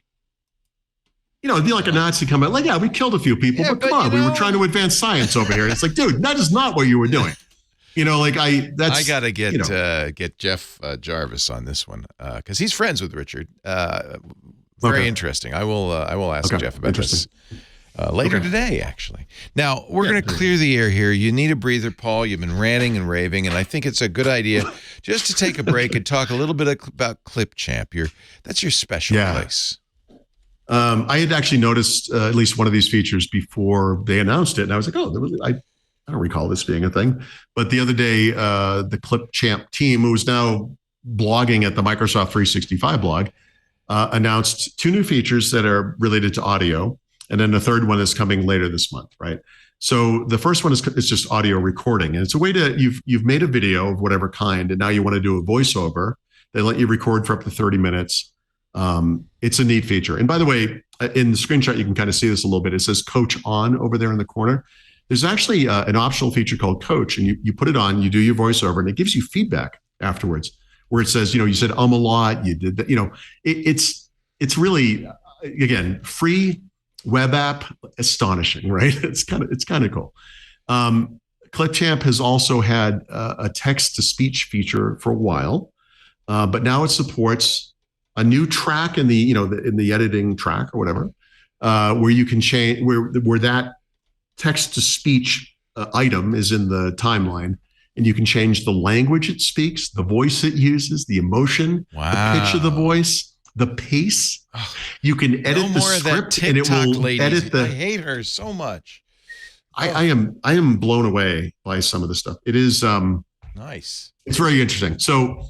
And then there's a third feature that's coming later. This one will actually only be available in the premium subscription. But for now, you can test it for free. So while it's in preview, anyone can actually do this. And what it will do is it uses AI to examine your video, and then it will remove long periods of silence, either automatically, you can just say, yep, do it all, or you can go one by one and kind of see what the change would look and sound like. Wow. So in other words, you've created some kind of a video. It's a finished product, but you have dead periods, right? Look, we're getting to this is the conversation we just had about SIM cards, right? The video production used to be so prohibitively difficult and expensive that it was only left to professionals. And then we've had, like iMovie and Movie Maker and, it's kind of democratized. But now with the addition of AI, and of course, advanced capabilities, we see it iPhones and the incredible video quality they have there. And any individual, this is the democratization of video creation and editing. It's incredible. It is kind of amazing. When I was in the early 90s, I worked in TV, used to do a regular weekly edited piece, and spent hours, sitting in the edit suite with the editor going, and it was so painful. And I remember thinking at that time, even though the companies are pushing, you might want to do your own editing. This is back in the days of Windows Movie Maker and stuff. Yeah, I thought no one's ever going to want to sit through this hell. It was always the bridge too far. It's so much work. It did catch on thanks to better tools and so forth. But it's always been still painful. hard. I mean, it is still hard. I don't remember. It was so probably 2021, 22 maybe. I was looking at updating the Windows 11 book, and I was thinking, one thing that'd be kind of cool is if I could do video explanations of these things, little clips, Yeah. And they could be in the book because it's a digital document. Who cares? And then you click on it in the video. If you're online, you can see the video. And maybe that would be a way that instead of reading the book, people could say, I want to see how to do this one thing and go right to the video. And then I looked at what that would take. And I got really, I don't mean to say depressed, but it was like, I had this idea and I was like, wouldn't it be cool? But you just can't. That's why do you think but your wife called me and said, hey, do you want to do this video for this thing? And I was like, oh yeah, there you go. You do it. But that's why, but that's also why we're in financial straits, because I was never going to do that, but I wanted that. And so we have a lot of editors and stuff, and we have a great editor for this show, Kevin King, and they're good. They're really good. I look at my son, Henry, who's become a TikTok, Instagram chef and star. His skill, it's cooking, but this real skill is the editing of the videos he makes. And he literally spends all day doing this stuff I just described, and any video related AI wonder that is there or will be there in the future doesn't necessarily mean that you or I are going to make a Windows Weekly by ourselves. That's not what this means. Yeah. But what it does mean is that for people like Kevin, right, or Benito or anyone else, that this becomes easier and they can focus on the more important things rather than the rigmarole. How horrible is it to go through a video of whatever length? This show is 2-3 hours long. I make these goofy little videos of my wife that are 10 minutes long, but whatever. You have video, you in audio, you can't skip over sections of it. You have to go through the whole damn thing. Bit by bit. Yeah. It's hard and time consuming. So these things, these are advances. Like this is quality of life stuff for people like Kevin. Yeah. It really is. Yeah. I think Anthony Nielsen, who is kind of our kind of lead and creative guy, is using more and more AI. And in fact, we're using AI now. You probably get these every week after the show. We send you clips. We're using AI to generate those clips. We obviously go through it afterwards. Yeah. But these are the ones where they kind of does the words and it has all that's all AI generated. Right. It's great. Thanks to Anthony figuring that all out. And it's really great. How hard would that be to do manually? Think about it. Oh God, no. It's just it's hard to even. I think this is the conceptual hump a lot of people need to get over, because as I will say, as a writer, I look at the stuff that AI is going to kind of take away, and from one perspective, and I get worried about it. But then I look at how it actually works in Word, let's say, or whatever it might be, or even something as simple as a Grammarly app. I'm using a Markdown text editor, and I can still use an AI service to check my grammar, check my spelling. I mean, this stuff is transformative, right? I mean, it doesn't mean that I necessarily go away, although I will eventually, obviously. But it doesn't mean like I lose my job today or whatever. But although that AI crap I was talking about in Google News is not helping, not helping. This is such a great conversation, because at the very same time as we're saying how awful AI is, we're saying how great it is. Yes. Well, this is honestly, if I could leave this earth and deliver one message that people would actually kind of listen to, it is that everything is nuanced. There's no such thing as black and white. That's true. There's bad in everything. And and the biggest mistake you can make is to be as far on one fridge as you could possibly be, because as soon as you stop listening or stop paying attention to the gray, you're lost. As a human being, you're just lost. Yeah, because nothing is black or white. It really isn't. No, nothing is. Yeah. Nothing. In fact, I had an epiphany not so long ago that really the key to understanding life is to be able to hold paradoxes in your head. Yeah. Yes. Oh, here's a simple paradox that people have trouble with. Because in fact, if I should write a book, it would be called "But You Said." And this is my bet. It's like if I'm ever confronted by the same, like the one phrase the most, it's but you said, because people hold on to things that we say in the spur of the moment more than I ever could. I don't have a memory for things I spent hours writing. So there is no mutual exclusivity or paradox to the fact that, say, something, you could make two sides of anything. You could say Google has the best search engine on earth, and Google is a terrible company that is stealing jobs and stealing content from people. Right. Those two things they could both be true. Right. And I think people have a hard time with that. That's the funny, Apple thing we brought up earlier. When I was doing that Amazon survey, it was like, they're horrible, and I love it. It's like, and they're like, oh, hold on a second, I have to get a package. Oh, it's coming tomorrow. Perfect. All right, what were we saying? But they are horrible. Yeah, right. Honestly, that's what a world. There's something hypocritical there too. But we all do. But that we all do. Dvorak, I would often. You saw it happen. We got next day packages delivered here. I just saw it. In Mexico. Just saw it. What is this world we live in? It's amazing. That's crazy. I used to say, but you said to John C. Dvorak a lot. And he would always come back. He said, well, Thoreau said, foolish consistency is the hobgoblin of little minds. Oh, jeez.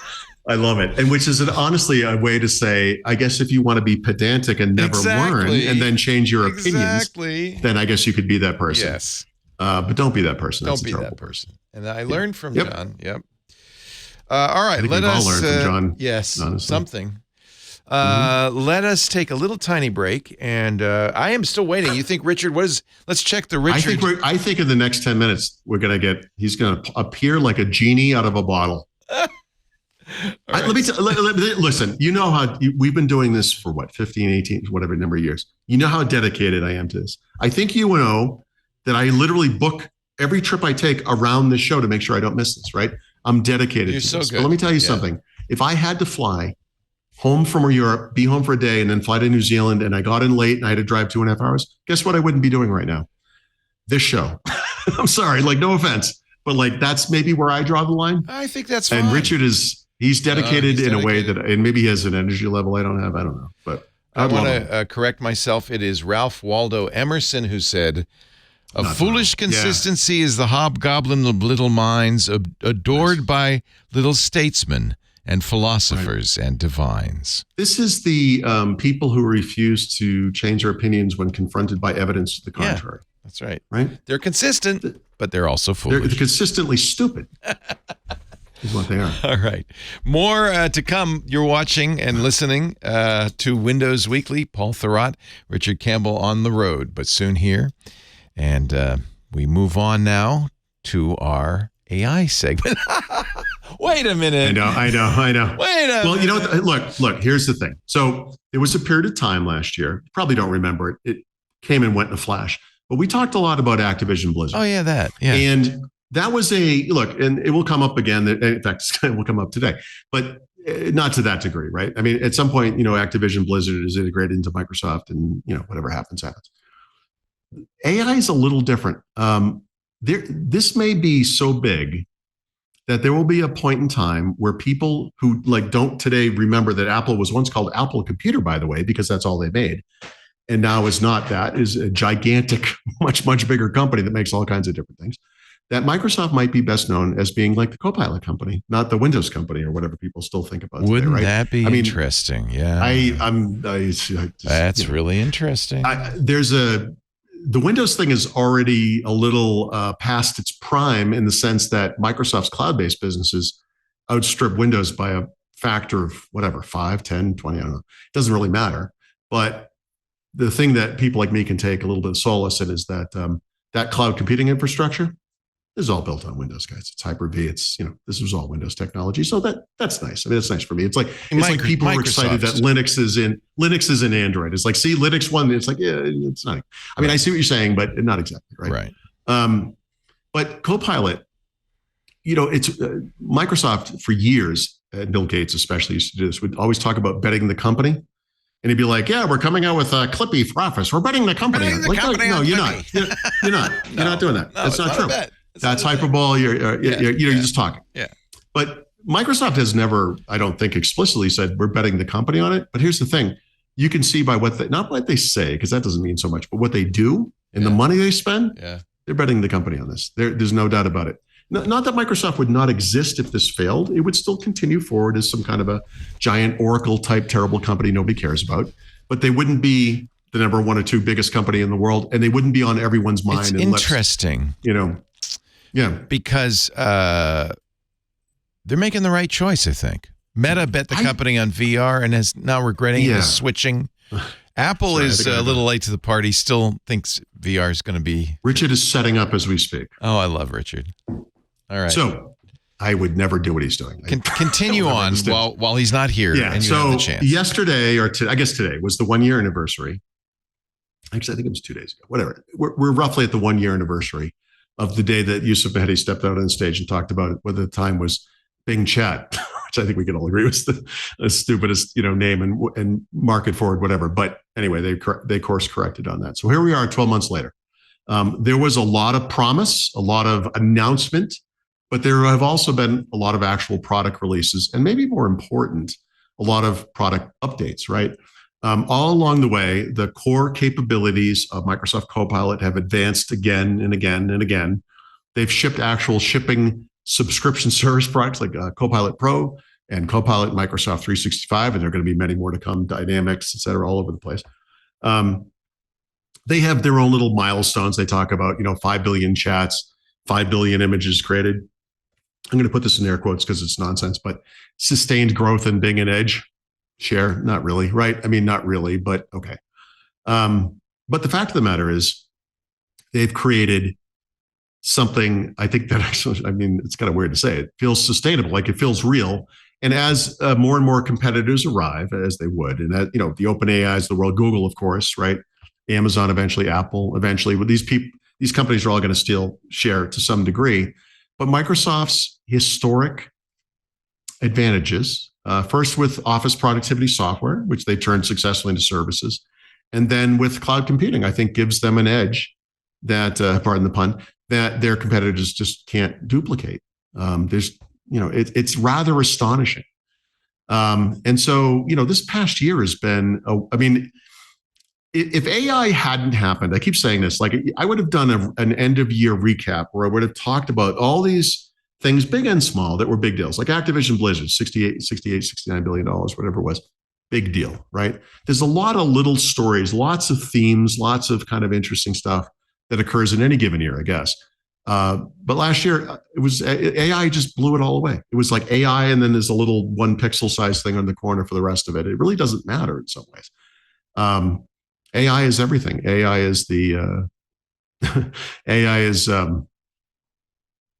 it's the force that drives Microsoft forward. It's the way they continue the momentum that they got with Wall Street from cloud computing. It's the way they just became the biggest company in the world with a $3 trillion market cap, plus now 3.2, I think it is now, or whatever. It's just astonishing. It is amazing, isn't it? Yeah, it's really amazing. There's a Super Bowl ad they're putting out. It's out now. That's how you know it's real. They're going to do a Super Bowl ad. Well, because they haven't thrown enough money at AI. They're going to do this now. And then they've also announced some updates, which I probably can't access because I'm in Mexico. So there's a Copilot App Store coming to the standalone apps on iOS and Android. Major UX upgrade, which I can see and you can see now. If you go to copilot.microsoft.com, you can see that. Kind of streamline the UI, make nicer.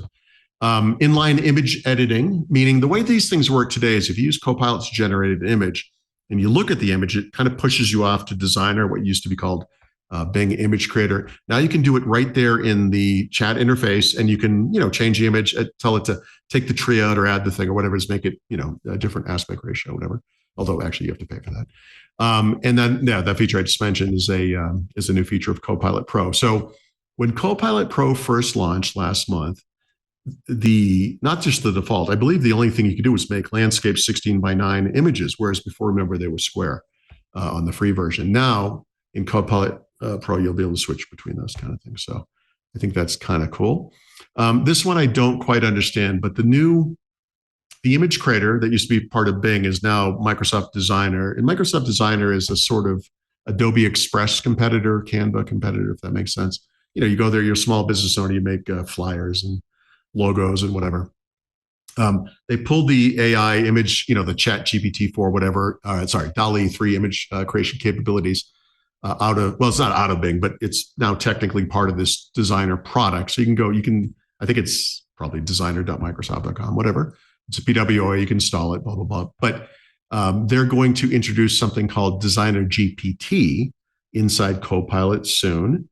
And I'm trying to understand what this means. It just says it's an immersive, dedicated canvas inside of Copilot. So wherever you get your Copilot, where you can visualize your ideas. And I guess it just means, I think it just means you'll be doing that designer thing inside a Copilot. I guess it's like essentially a plugin so that you don't have to leave the environment, I guess is probably that's my guess. So big year for AI, for sure. So have you seen the Super Bowl ad or? I have not.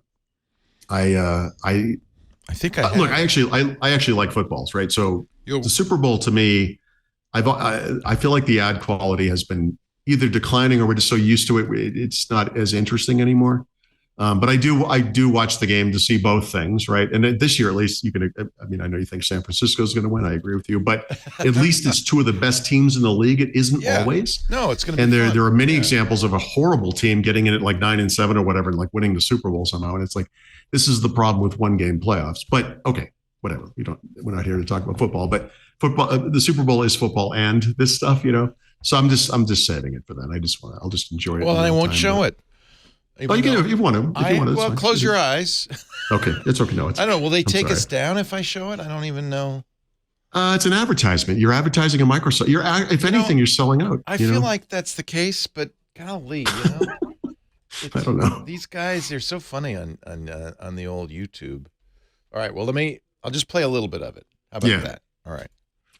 Is that a Detroit Lions thing in the middle? What's going on here? What is that? I'm not getting the audio.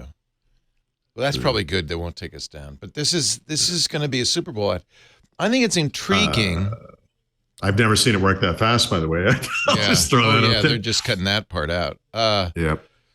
I think they probably, to me, what this is saying is AI is ready for the people, right? And they need to know that now, right? Yeah. Think about what we just saw, even that little thing right there, right? So that was it, by the way. It's only 30 seconds. Oh, okay. $7 million. And it probably was, I was going to say $7 million. Yeah. So if you use a text-based interface, and remember when this first started, the big kind of question was like, wait, I'm sorry, we're going back to a command line here? What is this? So you have to type out a description and then you get some results for them. And you're like, well, that's not exactly what I want. And then they add the ability, well, you can keep talking to it, typing to it. Exactly. And you can modify it. You can say, okay, I like this picture, but remove the tree on the hill. That's what it's doing in Designer, I think. I'm sure. It is, but the thing that you just showed is making it more like a typical GUI app, right? If you go into Microsoft Paint today, you can click a button and remove the background from an image, right? And so, or you've used like Google Photos in your Pixel phone, you can go in and tap on a person and magic erase them out of the image, right? And I think what you were showing there was that kind of advance inside. So in other words, we've generated an image of some kind.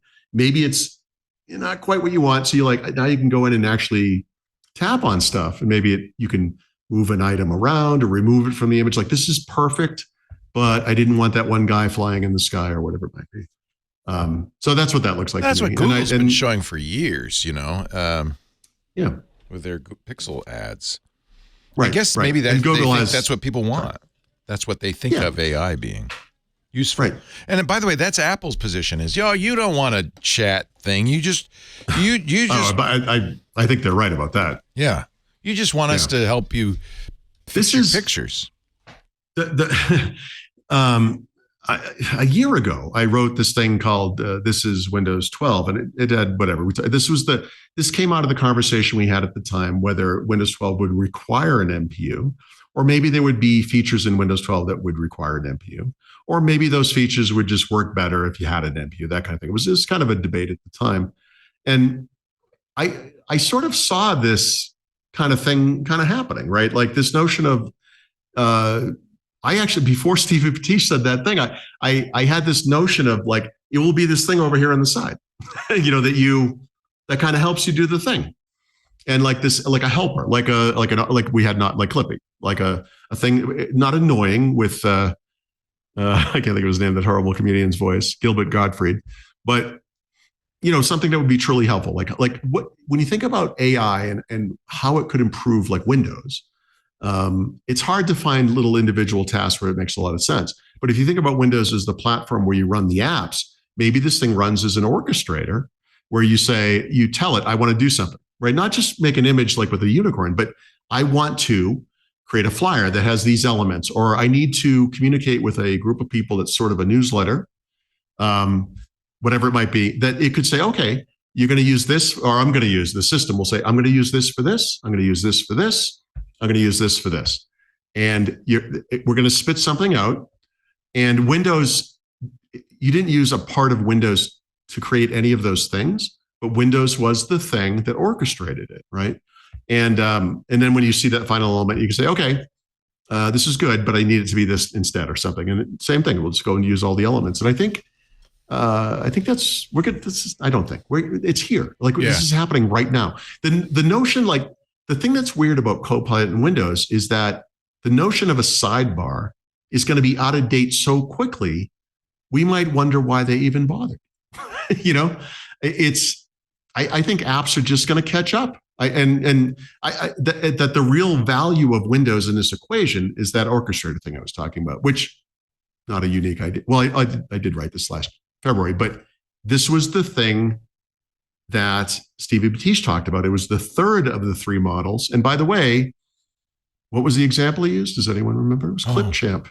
Oh, was it? I didn't know that. Also File Explorer, but Clipchamp, yeah.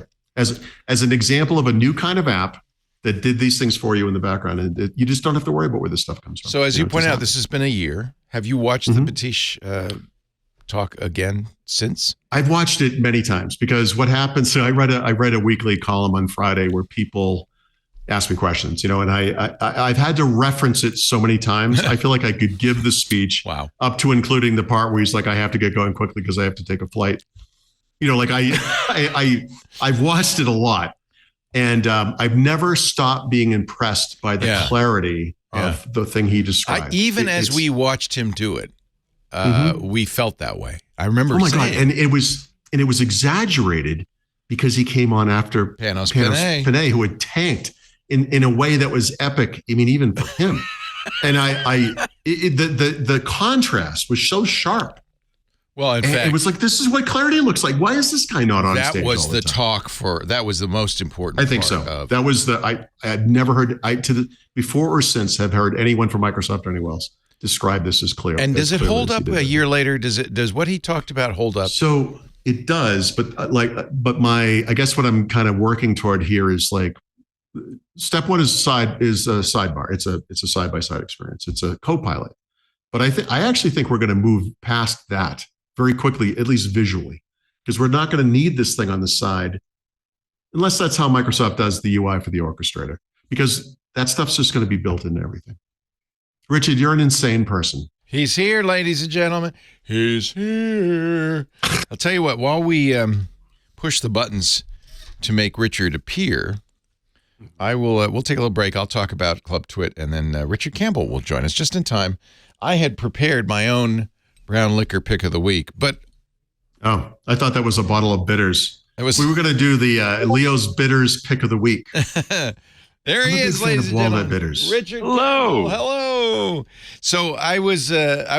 You might laugh at this, but I was going to show this Nika whiskey single malt, peaty and salty whiskey that Russell brought us back. Yeah, peaty and salty. Peaty and salty. I'm hoping to be the Bill Murray of Topo Chico. This might going to be my next Petey and endorsement. salty. So awesome. Anyway, I don't need to now because Richard's here. Let's take a little break. You guys Save can it, yeah. talk amongst yourselves. And we will, we're glad to say, have a brown liquor pick this week. Richard Campbell got here. A long road. And Paul, before you got here, Paul was saying Couple of paths on the way. how dedicated you are. Paul would have long ago said, yeah, screw it. I would have been like, screw you guys. Just no offense, but Hold on, we'll talk in just a bit. But first, I do want to talk a little bit about something that's become very important to us in the future. We talked about, the plight that journalism's going through and with AI and so forth. It's funny because and this is exactly the paradox that Paul and I were talking about. At the same time as we can bemoan, the death of journalism and AI's intrusion into the world of knowledge and so forth. At the same time as all that's happening, we also think that there is something really important going on that we need to talk about. And maybe I'm flattering myself and our hosts, but I think you need us to talk about it too. This is the place to come to for that information, reliable, trustworthy information as we head into something pretty unknown, into this new age. And it's the reason I think look, I'm old enough. I've saved enough. I could retire. I don't have to keep doing this. But I want to. I think we have something to say. I think, Steve Gibson kind of said the same thing. He was planning to end in just about a year from now. And actually a little less than a year, isn't it? He was about to wind things up, and he decided to keep going. We still have stuff to say. We have some very important things to talk about.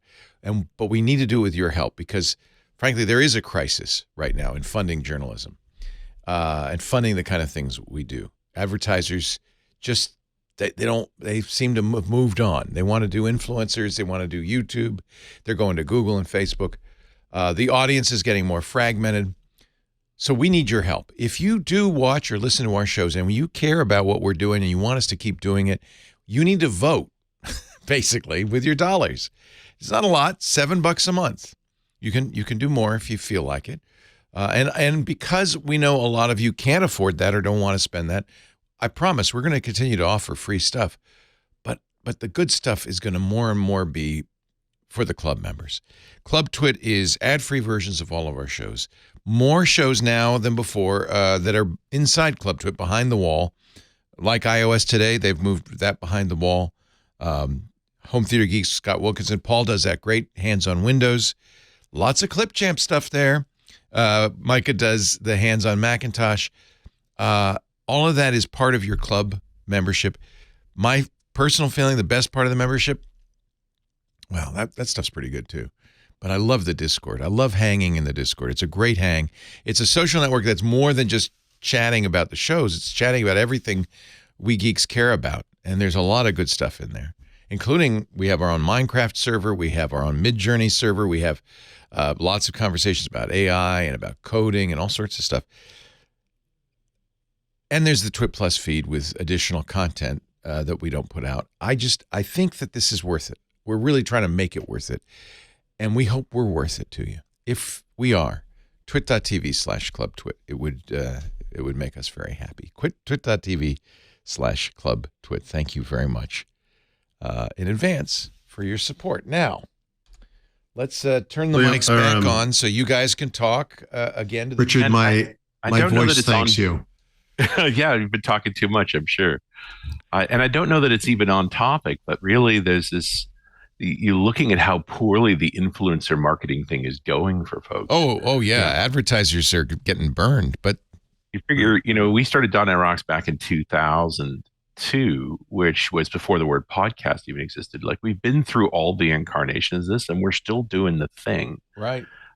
We love doing it. And there have been certainly easier years and harder years. But, one of the reasons to persist, because when you keep doing a thing you love and it's easier to keep doing it, people come back around. And I'm wondering if we're not that far away from I kind of hope I think you're right. I hope you're right. Oh God, I hope so. So Leo, it's weird. It's weird that you just mentioned this because we were walking back from lunch, and Richard had been texting me, and I'm like, I'm on my own today. I have mixed feelings about this, and Stephanie literally said to me, she goes, "How come?" She goes, "Why does Leo still do this?" And I'm like, "What do you mean?" And I literally was like, I was literally like, "I don't even. What are you talking about?" And she's like, "Well, I mean, I wouldn't still be." And I'm like, "Yeah, but I would. I think it's because he likes it. I mean, I think." Weird. I don't think he's. I don't think he's waiting to pick up a check every week. It's not like tell Stephanie. I ask myself that every night. Okay. When I go to Look, we all have our moments of doubt, but I think what Richard just said ties into this. Like, it's important. There is gosh darn it. Yes, you have a purpose. Yes. Yeah, I feel. And do I love a ridiculous boondoggle like flying, 15 hours and then driving 3 hours just to catch a tail into this and. Yeah, no, I love a ridiculous boondoggle. You're pretty committed. You're pretty. Hey, what town are you in? I just have you in New Zealand. I'm back in Tauranga. I'm back at the farm. In fact, I'll flip the preset around. You remember this? You might even remember this view because this is the view of the yearling yard. Oh, this is the Hobbiton view. Oh my goodness gracious! Yeah. So that's where the babies hang out. But the further down to the south is where as I explained last time I was here, and I think you were there, I said I could flip mine around and there's nothing to see, and I have flipped it around because what's behind me now is what I used to look at, and there's nothing to see. Yeah, because we're inside. I'm in a bunker. I'm back in the real Hobbit. The green rolling hills. This is the family farm, and I'm going to get a few days to spend with my family. I'm going to get to see my mom before I go back to work in Sydney. I like that you're talking about spending time with your family, and it's like almost wistful. Whereas I think to myself, if I had to go back to Boston and spend time with my family, I'd probably slit my wrist. Like it's sort of a different. A couple of times a year, right? And so this is where you grew up, Richard, or? No, I was born here. I left when I was a babe, when I was 3. So, but they kept they kept the farm. Well, they're fine. Yeah, the farm predates me. This is my. Married into family, the Knee family, and the roads around here. Knee Road is down the hill. They were original Scottish immigrants, and so this is fourth generation dairy here, and it's different. Both you guys. The town has grown around it, but it is beautiful. It's a whole new take on the word pasteurized. Richard has been pasteurized.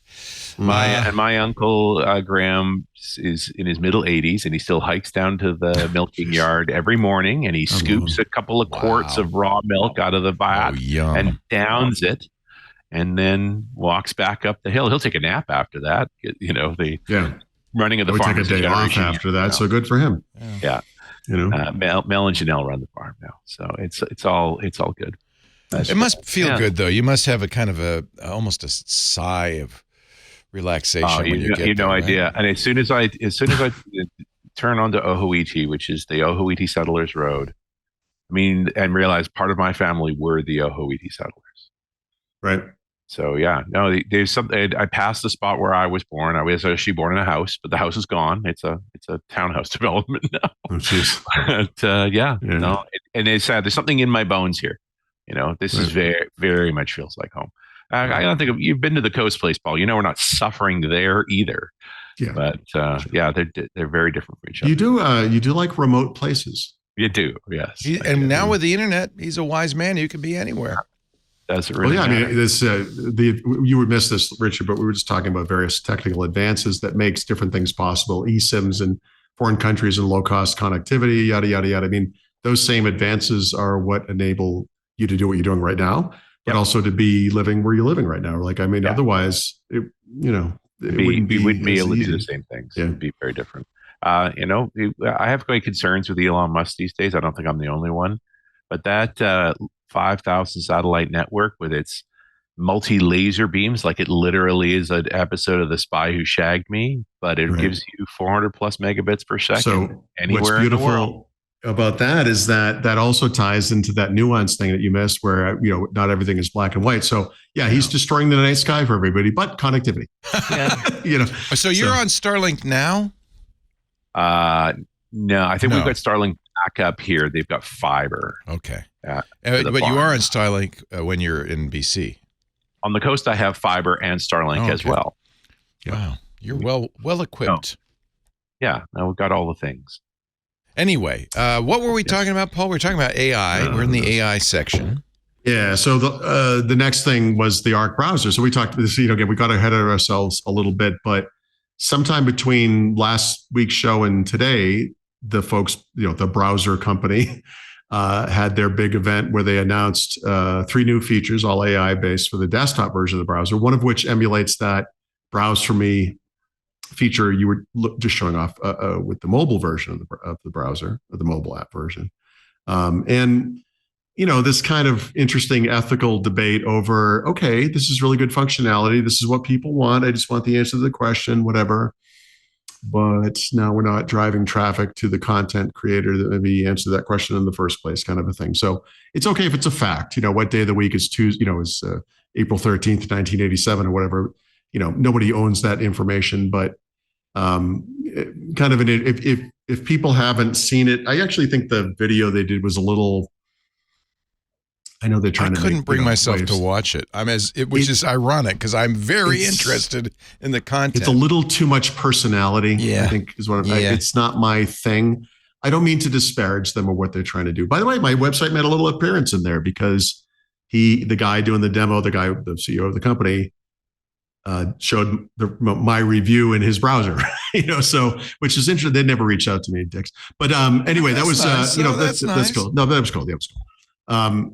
We talked about Arc already, so I think we kind of actually covered this already, but it is very interesting that this is a browser that is unlike any other browser. And now either, again, with great foresight or just luck, they have pivoted to AI and are integrating that into their products in also a unique way, not as kind of a tacked on thing like we see with, talk about an industry that was begging for disruption. Yep. Everything was consolidating on Chrome, and that's not a great outcome. Well, so the way I would put it is they're actually using Chromium, by the way. So the way we did put, because we talked about this earlier in the show, out of bands, so to speak, but you could pick any browser. Okay, what is it? Opera, Vivaldi, Brave, DuckDuckGo. Pick your browser.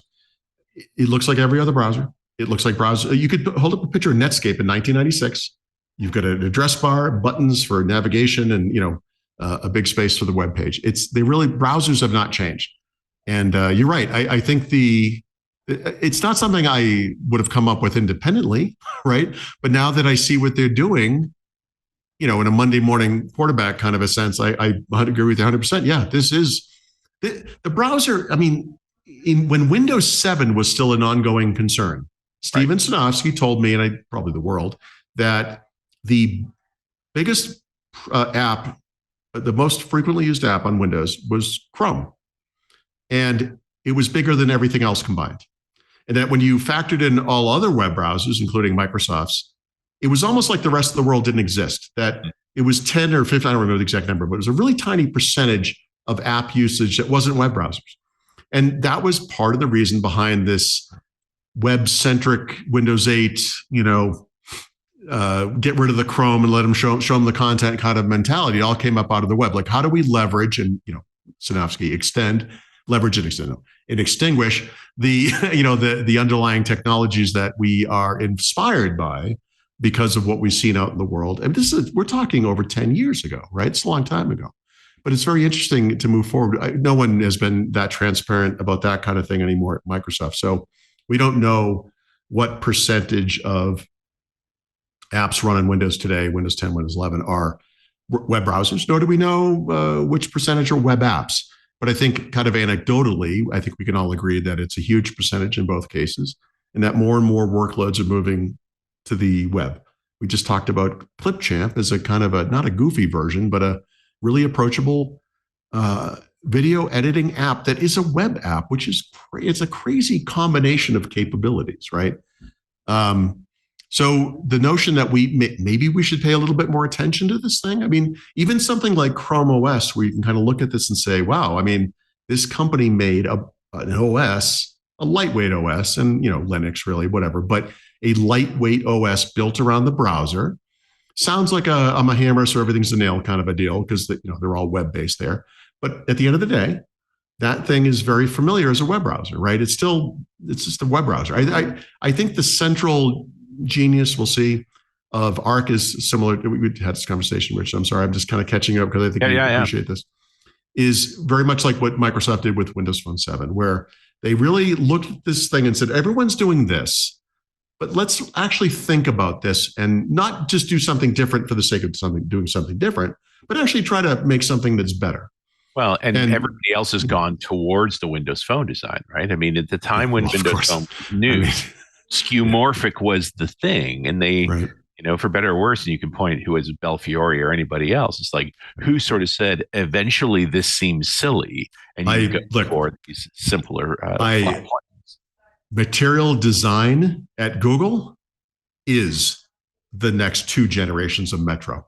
Sure. I mean, you can say whatever you want, and I know that guy came from Palm originally, but that's the lineage. There's no doubt about it.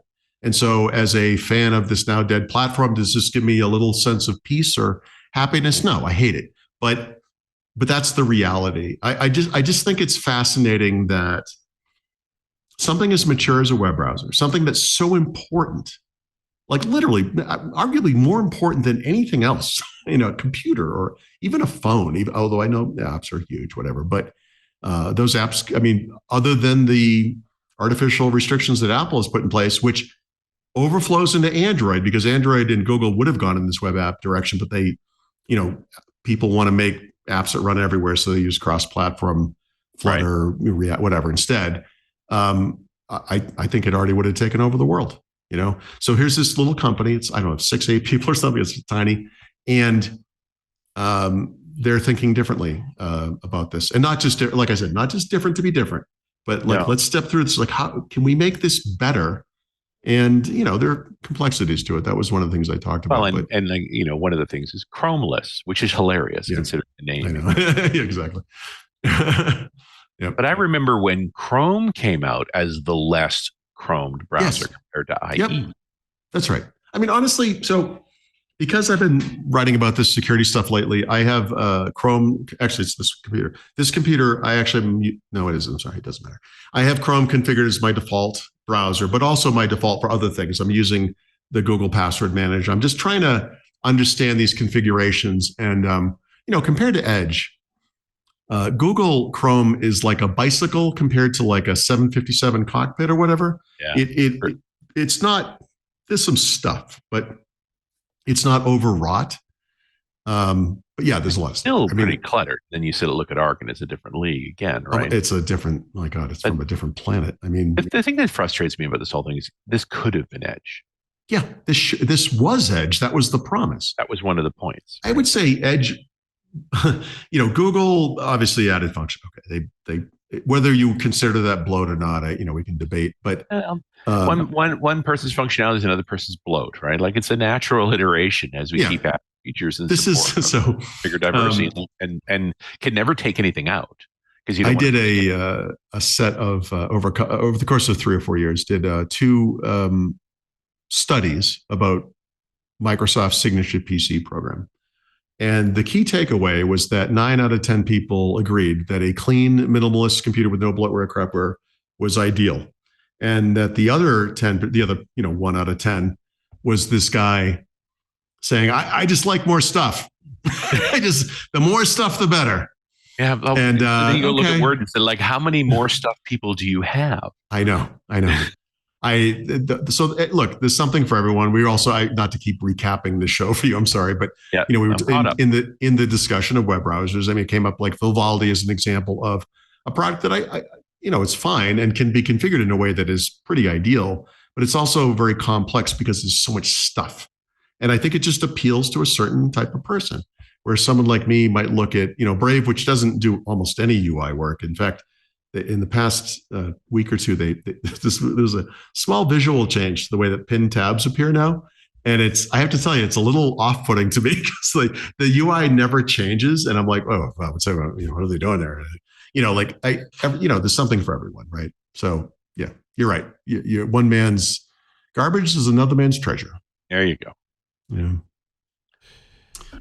Okay. Let's talk. I'm so done with Copilot. Let's talk about Bard. Thank you. So Google, the sense was that Google rushed Bard out as an announcement because of what Microsoft announced with what at the time was called Bing Chat. Yeah. Right. Yeah. They kind of tripped, fell, hit the rake. They did the whole thing. It was embarrassing. But Bard, was although continuing I forward. almost think it was unfairly done too, because I could not agree more. What they did was mismanage the PR on an incomplete product, and Microsoft managed the PR on their incomplete product far better. So I almost think it was a matter of circumstance and timing. Because Microsoft came out of the gate, you had goons like Kevin Roos over it. I'm going to switch to Bing. Like, no, you're not. And then 3 days goes by and he's like, oh my God, this thing's threatening to kill me now. I'm like, I told you. But Google you were also torturing it, so okay. Yeah, Google didn't made as many mistakes as Bing did during their respective demonstrations. You can go back and look this up. It's just that Bing came out first, so we were like, oh my God. By the time Google did it again, we're like, wait a minute, that's fake. And like, but Bing did the same thing. And arguably, if they hadn't done it, we would have been second thoughting about Bing rather than second thoughting about them. The thing I would just remind people, and I literally will right now, is that Google has been doing this AI stuff for a long time. They didn't rush it to market, partially for commercial reasons. They had a hard time understanding how you replace this thing that's generating 70% of their revenues now and not lose any money, right? So they've actually had this for a while. So now, to this day, Bard is very much like Copilot. It's something you can pay for as part of Workspace, and I think Google Cloud separately, much like we have different versions of Copilot. And then late last year, earlier than people expected, but we knew this was coming, they came out with their most sophisticated AI models yet, which they branded as Gemini. And there were 3 tiers, remember. The low tier Nano was the one they could put on the phone. They put it on the Pixel. And then a couple of weeks ago, they announced it's on the Samsung Galaxy S24s as well, the whole family, I think, all 3 of them. And there's a Gemini, I think it says Gemini in the middle, and then like a Gemini Pro, I think it's called, at the high end. And, just to meet different demands, whatever. You presume that what's running on the phone is just a smaller set, but hopefully they're using that tensor processor. You would hope. Right. Yeah. I mean, supposedly, look, whether that is artificial and it could work anywhere. I mean, who knows? Honestly, I think it probably can work anywhere. I'm sure the GPU built is it faster? Right. I don't. I'm working hard on Llama. Running, we're not going to know the answer to that. Home Assistant, and I'm like, I need more hardware for my. The problem I have with this stuff right now is more tied to the notion that the features you get are very scattershot. So, for example, you might get like a live translate feature in Messages, but not in WhatsApp or whatever. Right. And I don't like that kind of thing. And this speaks to the fact that this is not yet a platform feature that developers can just tie into. You have to explicitly go and partner and make it happen, and something like that. So it's going to be like that for a little while. But doesn't this beg to the whole idea of this should be part of the operating system? Yeah, no, that's exactly. Yeah, no, that's 100%. Yep. Which is why, on one level, I actually do appreciate that Samsung partnered with Google on this rather than doing it themselves. Not because, look, maybe they're not capable of doing it themselves, but the last thing we need is like the world's biggest Android OEM doing their own thing on AI, which, yes, just like DeX, that capability of making your phone, connecting a USB-C, go to a big display, that should be in the OS. Now, Google's never done anything to make that happen, but I want that from Google. I don't want that from Samsung, right? I mean, that's how I want that. What we don't want is everybody who wants to play in this space to set up yet another LLM. Yeah, exactly. Thank you. YALL, there should be a thing. That's, in fact, I might steal that for an article title. So that's a good term. I like that. But Gemini, I think, is brands are hard, right? We can agree to that. Bard, there is the connotation there with William Shakespeare that I think many people don't get. And this idea, it's generative AI, it's creating words, right? Yeah, no, and I love the name. I'm sad they're giving it up. Yeah, but Gemini, I think, subjectively, is in some ways a better brand, not because it has a better connotation with AI, but I think as a word, it feels like something out of Star Trek. Like, right, a little more spacier. Yeah. And I think a little more 22nd century, a little less 14th. Fair enough. Right. Star Trek 3, not Star Trek 4, but whatever. It's okay. I think was that planet called Genesis? No, it was Genesis. Genesis, yes. Anyway. Although I think Google AI V'ger might be a good name. Yeah, perfect. No, that's the new word. That's what Bing should become, is V'ger. V'ger. There you go. Yeah, the most hated. Future. I love it. Voyager's beautiful. It's funny. This is not official, but people have seen it in a change log for a coming version of Bard that will ship this month, and there are so many indications this is happening. I think we can be pretty safely say they're switching the Google Bard brand to Gemini. It's interesting I think that's because actually that's a better also, brand. I really do, to be honest. Yeah, I also think like one of the big mistakes Google made from a branding perspective was not to give their assistant a name. And if the rumors are true, these are a little further out, this notion that their assistant might basically be replaced by this essentially. Like, if not, I mean, to date, we've sort of thought, well, maybe they'll augment it with it, but it seems like maybe they might be getting rid of that as well. I think that might be smart too, because I think having a good brand, something people can remember and will want, hey, it's a little bit of a throat blocker, like it's a hard thing to say in some ways. It's like, so maybe this will be a little better. I don't know. And then just some other, just quickly, I mean, there's a generative AI feature coming to Maps. People, I don't want to speak smallly about that because Google Maps is like the only maps, right? That's right. That's right. Nobody else would dare. They own Waze. So the fact that, I navigated here on Google Maps. This is, I'm to see if I can quickly find this. I think I have we're going to talk a little bit about some social networking stuff later in the show, but when I look at social networks from a kind of a professional perspective, the big one for me is Twitter. I think I have like 127,000 followers, whatever. And these little networks, product that doesn't exist anymore. I know. Please don't get me started. When I look at these other things, it's like, well, how do I replace this? And like, how does that happen? It's hard. So we have these other networks. They're not as big, whatever. And I'm having trouble finding this thing I wanted to tell you about. But anyway, short version is my biggest social network, arguably, is actually Google Maps. Right. And it's not because of work-related things, but because of my reviews and photos have been viewed by something like, I don't know if it's 29 or 49. I think it might be 49 million people. It's like it's 49 million times. Like it's the scope and yep. But people, I have had business owners in my area thank me personally because they see the results of a good picture of a meal, a positive review of a guy who fixed the car or whatever it might be. Like there's a real one-to-one thing happening here. Well, I guess it's not one-to-one, but you know what I mean? Yeah. B2C kind of a thing, B2C to B or C to B to B, whatever it is. That I think is important. And a lot of people, when you hear generative AI and maps, you're thinking, what are they're going to do like an Apple Maps thing where they send you to places that don't exist? And that's not what that is, right? What they're doing is everyone's done this. You get out of a metro station somewhere in some foreign city, or you're on some vacation in an unfamiliar area or familiar, it doesn't matter. And the thing you thought you were going to go to with your kids is closed. Right. Or whatever it might be. And you're like, okay, I got a map. Let's find something, right?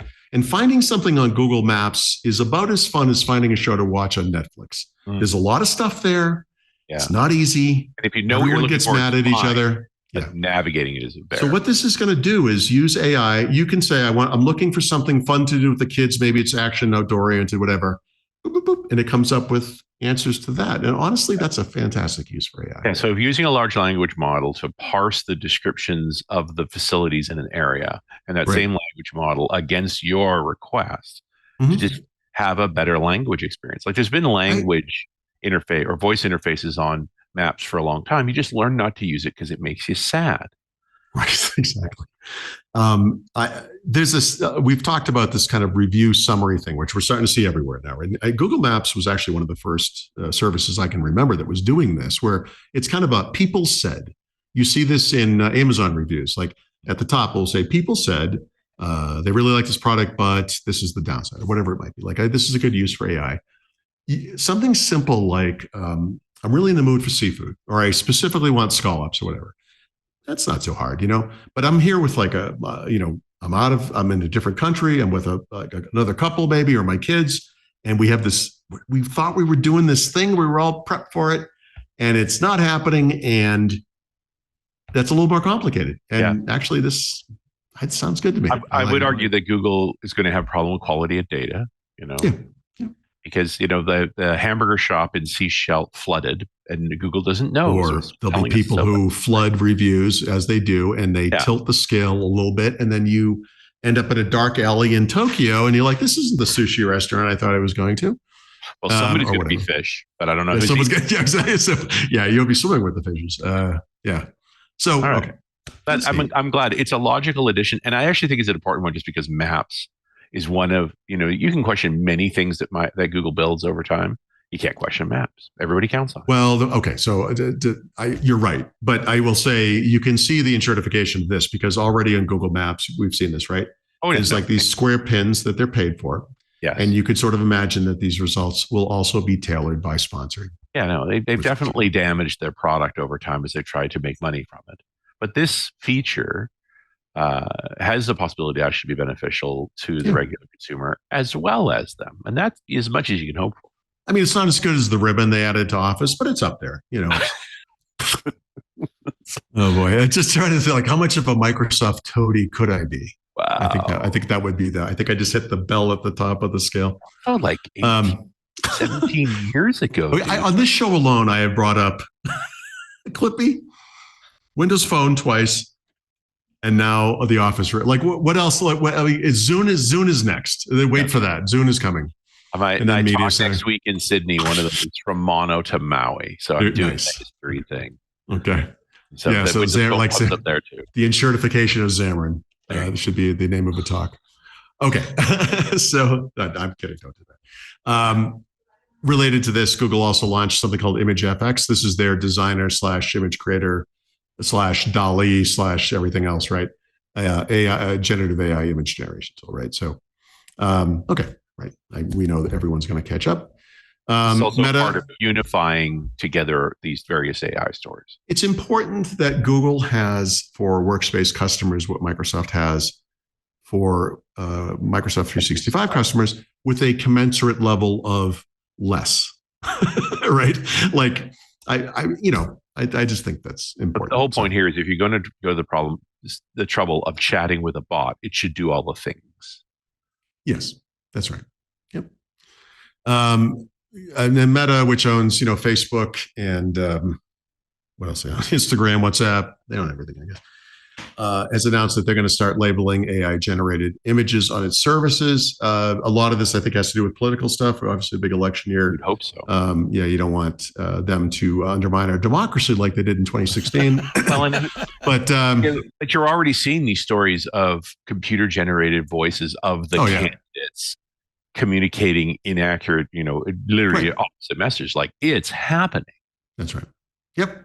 So, I mean, I think that's the just other part of this. responsible. I always thought Facebook, before they metastasized. Metastasized, nice. Before they metastasized, they could have been the clearinghouse for real news. Like, if they had done the background research, if everything was tagged, if you could have set priorities on what you wanted to look, like, they could have given you an accurate view of what was going on. So, Richard, I feel compelled to catch you up on another thing from earlier in the podcast. I apologize. Behind me, is that the right side? Yep.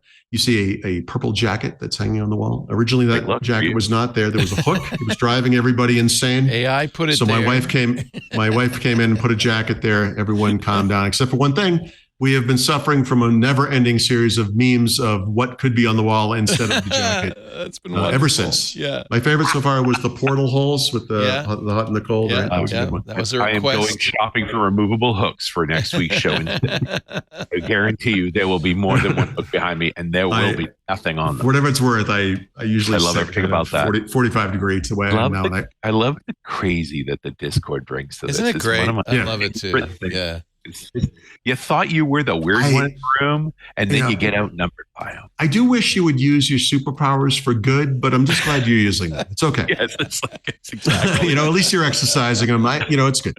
This is why you want to join the club. I'm telling you, that Discord is so much fun. So much fun. So much fun. Yeah. And like the response to me appearing of my boondoggle trip is just like, you guys are nuts. So hilarious. I mean, to varying levels of technical acumen, or like Photoshop ability, or whatever you want to say. Some serious Photoshop skills here. Oh yeah, some good ones. Yeah. Here's HAL 9000. In the background. Yeah. Join the club, Good kids. stuff. You're missing the fun. That's all I can say. Everyone listening to this from the front has got to hear the show twice. Yeah. Sorry. Okay. No, it's good. I wish you were, I'm like Richard would enjoy this conversation. We covered Microsoft's earnings last week. Quite a good quarter for them. I warned and threatened there would be more. Going to keep happening. Oh yeah. I left out some of the smaller guys, Spotify, Nintendo. Actually, we might talk about Nintendo. But they had a good Amazon, year too. right? Yeah. They're doing okay. So Amazon by revenue is the biggest company in our business. I know they're in the top 10, but as far as like market cap, they're not, I don't think even in the top 5, but they're up there, obviously. The gross revenues are crazy, but the margins are small. Yeah, it's a bit right. Amazon is not predictable. It's really interesting because depending on factors that are just beyond the scope of understanding, because they have such a big physical presence and digital presence, it's the mix of that is just crazy. They'll have a quarter, they make $150 billion and they had a slight loss, or $1 billion, net income, which is profits, right? This year was just gangbusters. So 10.6 billion on revenues of 170 billion. Those were better than expected, a gain of 14% year over year, yada, yada, yada.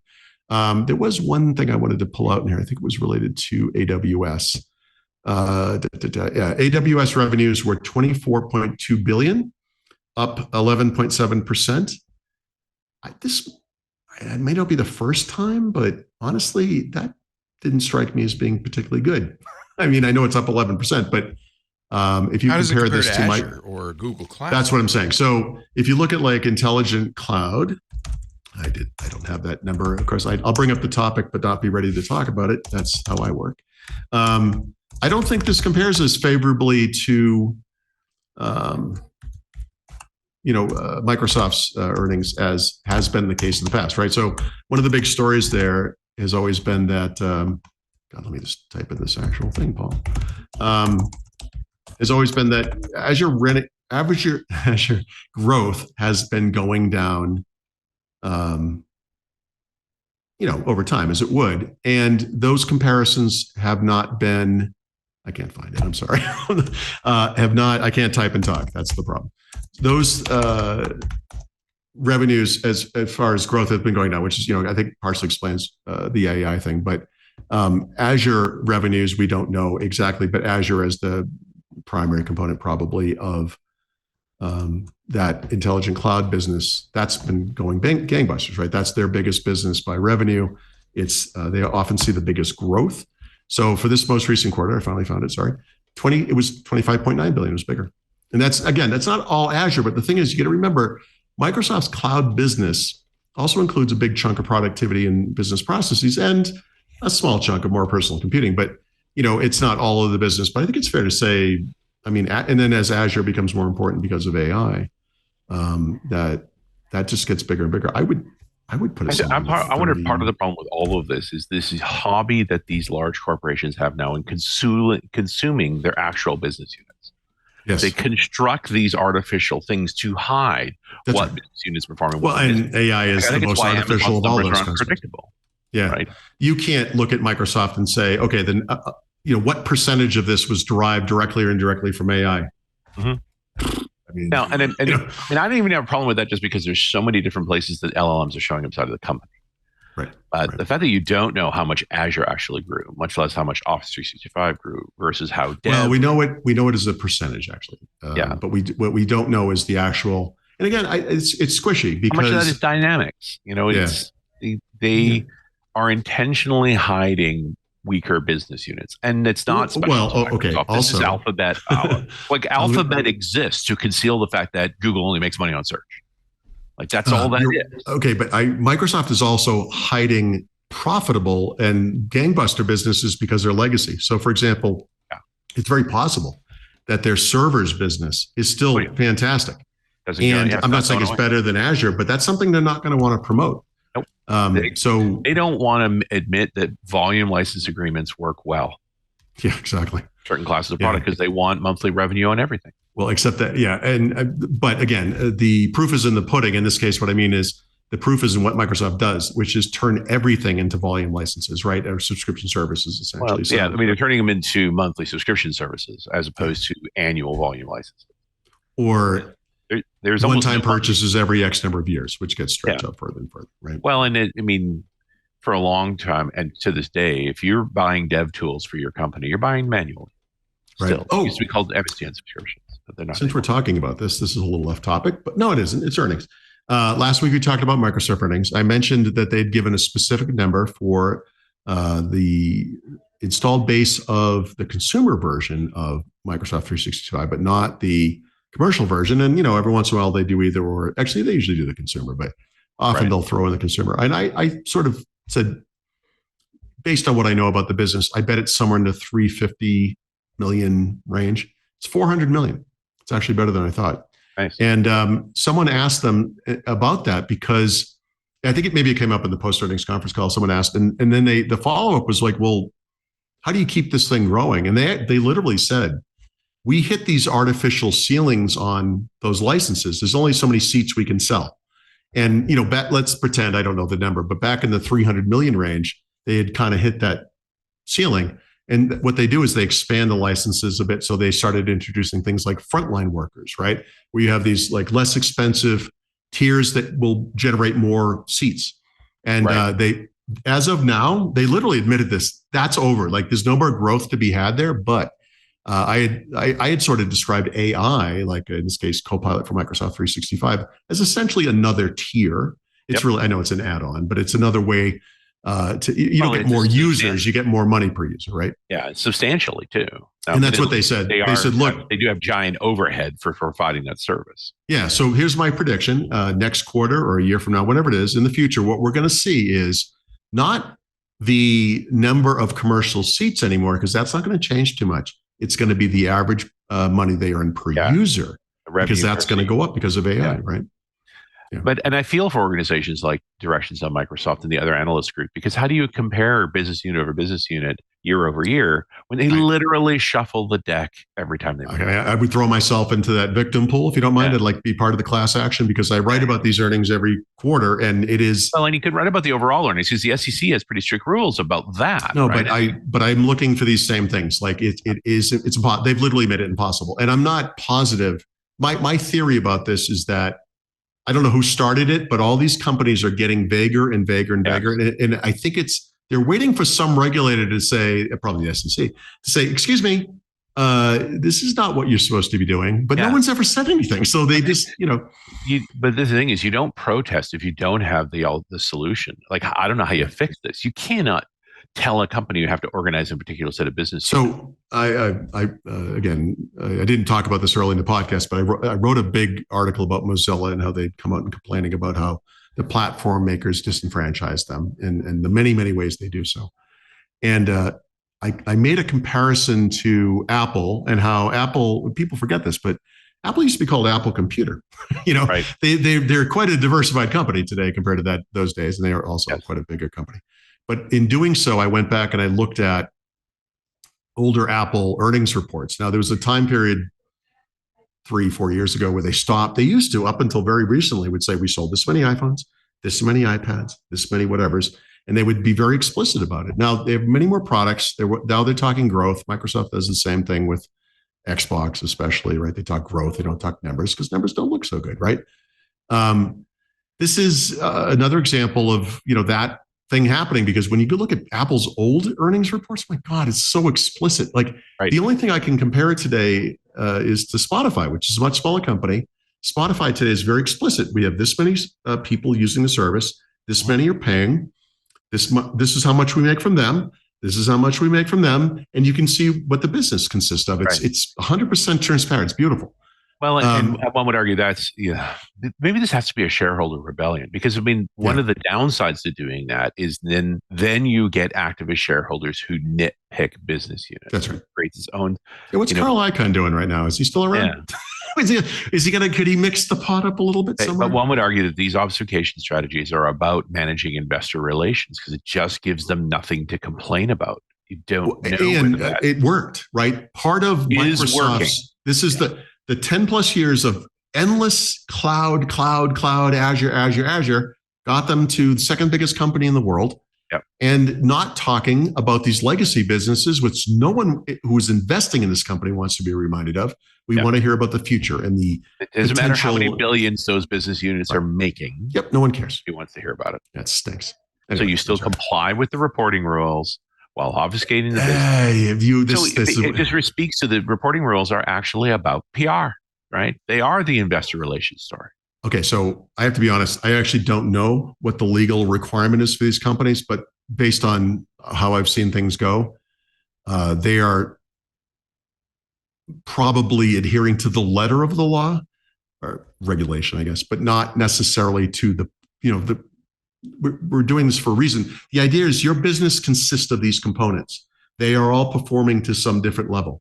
By being transparent as a publicly owned company, legally required, you are giving investors the data they need to know whether they want to invest in the company or not. Make an informed decision of investing. So that's shifted a bit to, if we do like a dog and pony show and Wall Street gets excited and drives up the share price, our investors aren't going to care if the products are real or bad or terrible. Now you get to the other schism, which is the institutional investor versus the individual investor. And the institutional investor, if they want to know more, they pick up the phone. Right. They get to puncture that. So they're not complaining. The guys with the clout of the SEC, the big dollar investors, they're not complaining because when they want to know more, they can. But they're really enjoying not letting the individual investors know much. I wonder, though, once you're Microsoft, Apple, I don't know. Do you think there's someone who could get on the phone and get numbers out of these guys? I don't. I think you're big. I think you're big enough. Because do you think Amy Hood has like dinners at a steak restaurant? Carl Icahn can always speed dial Tim Cook, I'm sure. I think if you, No, but I wonder how much he actually gets. I mean, you might get something as simple as an assurance. Right. You could just something insider information like, oh, don't worry about it. I know we see these stupid reports in the press, but this product is doing great. Just don't worry about it. Hey, aren't they? It's a pretty risky thing to do is to use insider information like that. Look at Martha Stewart. It's literally illegal. She did she did jail time, Right. Yeah, but there's a difference between insider knowledge, like what's going to happen, where, and understanding numbers. Actual understanding of the business, right? In other words, who doesn't take Jamie Dimon's call? Like you own some percentage of the company. I mean, arguably you're legally, exactly, and you clear have that as far as knowing how good that is. My investors, right? You're an owner. The people that invested in my organizations that I can invest in you demand more knowledge. Right. Well, we're getting less knowledge. I mean, it's just the way it is. But it is like an accounting strategy. Yeah. I mean, you could. This is not the reason, but I would also say that Microsoft was early to the diversification game, right? Office, server, on and on we go. Apple late to that game. Google late to that game. Now these companies are diversified. Even Google, which earns 70% of the revenues from ads, has businesses generating actual revenues and a more complicated product portfolio. I mean, I guess once you get to a certain size from the number of products or services, whatever you have, it does become a lot more difficult. Spotify makes one thing, right? They sell two versions of it, but it's one thing. But I brought this up to get to the meta conversation because we don't know how they make money. No, we don't. That's why I think I wrote something to that effect. I hope I did in the notes something about, where is it? Yeah, how? I mean, right, exactly. Exactly. It isn't going to be advertised. Like that's the presumption here, right? That they said it is advertising. I mean, Meta and Google are neck and neck for advertising. So yeah, it is. It is. Okay. Actually, you know what? I wrote about this. I'm sure I put something in here. Yeah. 38.7 billion in revenues from advertising, which is 96.5% of the total. You thought Google had a problem. Yep. But you know what? Reality Labs is bringing up the rear, $1 billion in revenues, but a net loss of $4.6 billion on revenues of $1 billion. I don't know why I'm laughing. Sounds like the old Xbox business. It really is. Yes, it is. 2.1 daily active users, 3 billion monthly active users. I'm not sure if I know of another company that actually measures both of those things. But okay. Usually you stick with them. You only roll out those numbers when they're stunning. Exactly. And they are stunning. Yeah. So they are. I mean, I'd have to do the legwork on this. I won't. The great thing about the Meta MAU is that it includes WhatsApp. It includes Instagram. That's like saying Apple has a devices and blah blah blah business. Okay, right. Great. does that mean, and they have so many, like they actually said our user base surpassed, I think it was 2 billion active devices or whatever. Right. Okay. But does that include every pair of AirPods? Because if it does, not so impressive. If you're talking iPads, iPhones, and Macs, okay, that's impressive. I think it's 2.2 billion actually in Apple's case. Speaking of which, Apple, right?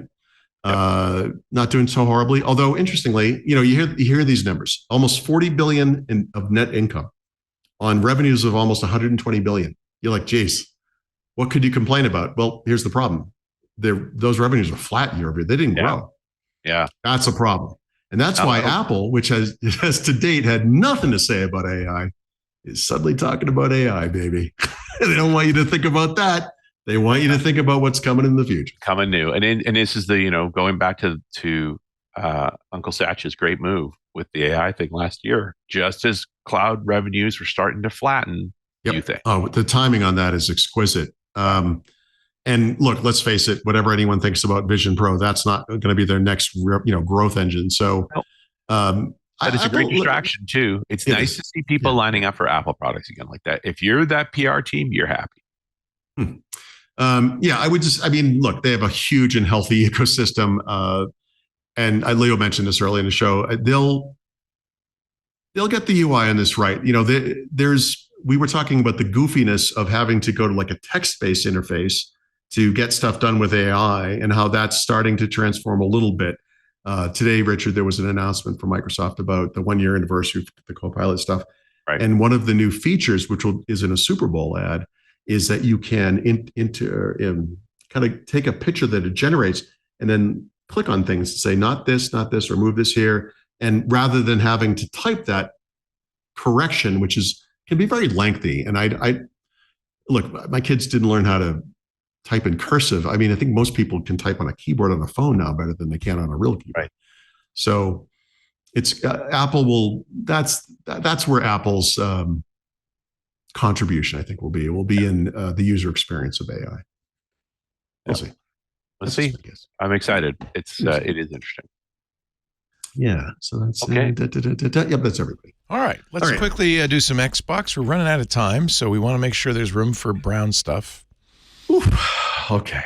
Well, I think at sometime in the past, we talked about how physical media for video games was disappearing from stores like from Best Buy. Microsoft, part of their layoffs recently was getting rid of the team that actually is responsible for the physical media stuff. It's happening in Europe now. There was a report European retailers are getting rid of this as well.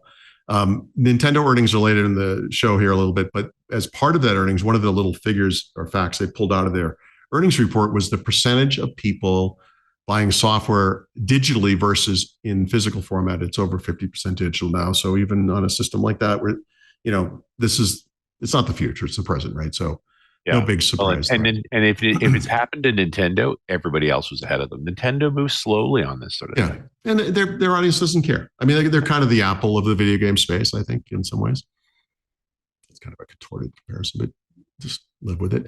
The big controversy of the past week was actually with Xbox. There's been a lot of rumors of Microsoft bringing first-party games, meaning Microsoft Studio games, and that would include today, Bethesda, Activision, Blizzard, et cetera, to rival platforms. Isn't there an event this week? Isn't Spencer? So what happened was there was one too many rumors, and Brad and I had this conversation. We're like, look, these guys have got to come clean. And like 10 seconds later, Phil Spencer got on Twitter/X and said, guys, we have a strategy. We have an announcement. We've been planning it for a while. It will be next week, right? And there's been some criticism of that because at that point it's like, well, why don't you just tell us now? But my sources are telling me that this event was actually planned for the end of February. This has been planned for a while, and they're actually moving it up because of all the and rumors. They're probably needing to get some signatures. Like that noise also helped them push some contracts through.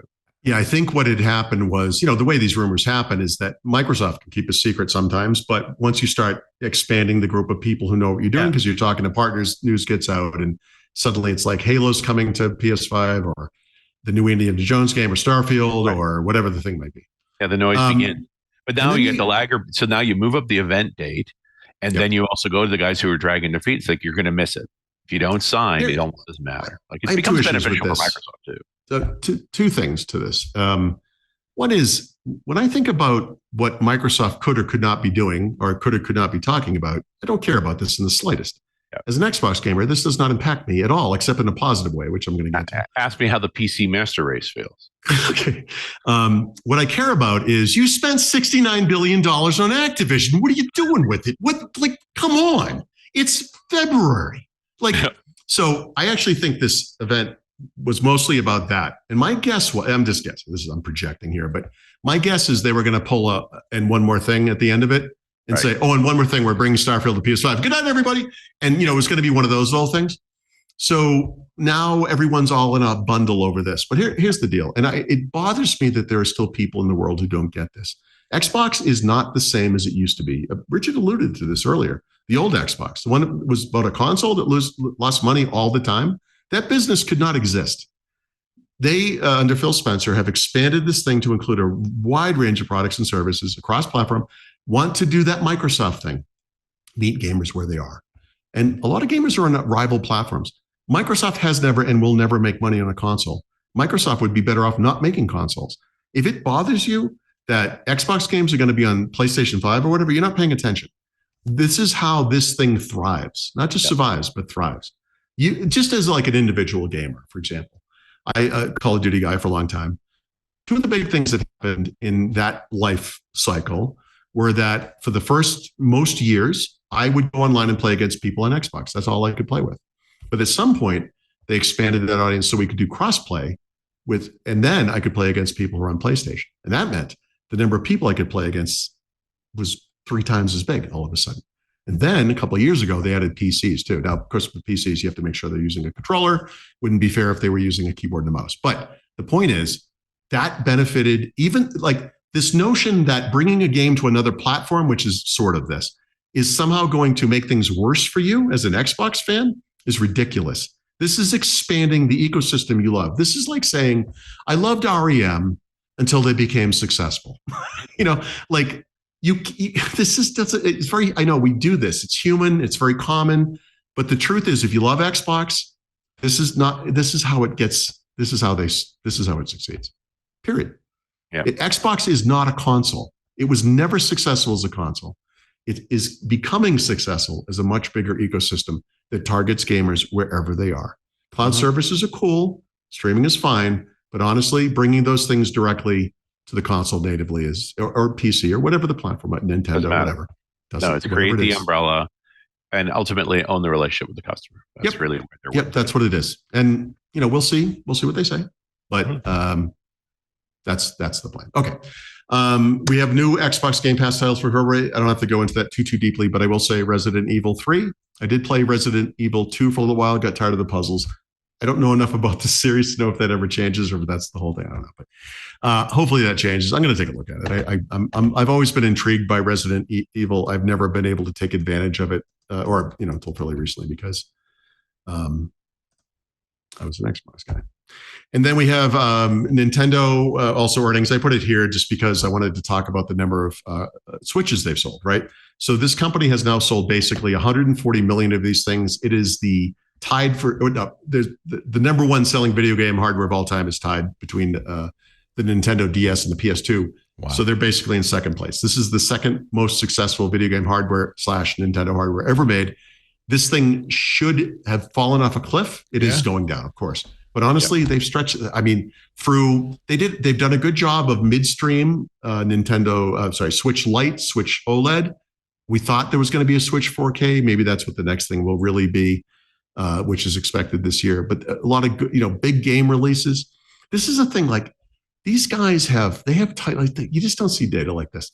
They have a game that has sold 20 million units. Like one game.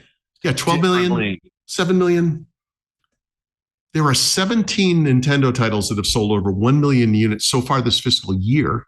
Yeah. And there are 7 third-party games that have sold that many. Like, are you kidding me? Yeah. Oh, and it was 40%. I'm sorry. It's 46% digital, not 56. It's just a different league. Like, it's easy to ignore Nintendo because they're not flashy. Yeah. And they aim at the kid. I compared them to Apple. Honestly, is a cash cow. Yeah, the better comparison is Disney. They hit at an audience that is not just young, but also older people who think young or whatever, the kind of living the younger lifestyle, whatever it is. Not just young, but childish too. The child at heart kind of crowd, whatever. They've got a special thing going. You can't there's nothing you can say there. It's amazing. So they're doing great. Awesome. And good for them, because they don't compete with Xbox, because if they did, screw them. No, I'm just kidding. There you go. I think that's everything, right? Yep. It's a beautiful thing.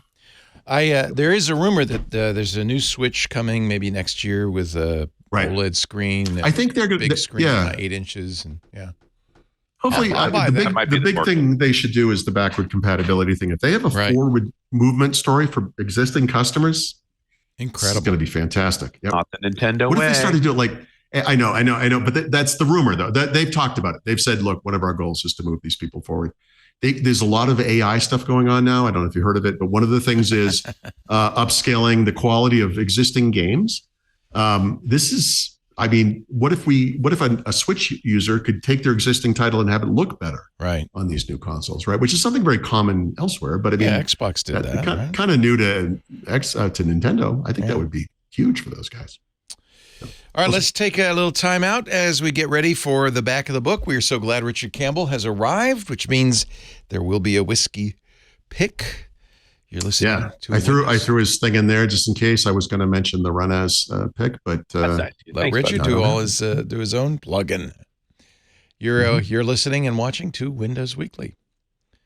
Back of the book time, tips and picks from Paulie Thurrott, little Paulie Thurrott. I'm curious what you guys think about this. Richard offered me this some time ago when it was still kind of a private thing, but Blue Sky, which is the most Twitter of the Twitter alternatives, is now available for everyone. So anyone can sign up if you want to go check that out. If you miss the old Twitter, it's gonna feel very comfortable. It's a complete rip-off. It looks a lot like that's kind of interesting. The idea was Jack Dorsey funded this before he left. Because the idea was to make an open, federatable Twitter clone. And as yet, they haven't. Dorsey was fighting with his board, right? I mean, that's why. So is this open and/or federatable? It's got a protocol, AT Proto, which is very similar to the Mastodon protocol, the Fediverse, I should say. Interesting. Activity Pub protocol. They have said, with the fact that they're out of invite, that they're going to start publish an API and allowing people to create their own Blue Sky servers. It hasn't happened yet, but this, it's there. That's cool. I mean, one of the arguments about the real failure of Twitter here is that the people who ran the company never really understood it. It was the users that shaped it. And so what Dorsey's into, what he's really talking about here is, let's go back to what really actually made Twitter successful, which is put an API out, see what people make. So I can't speak to the success or lack of success of Twitter as a business before Elon Musk took it over per se.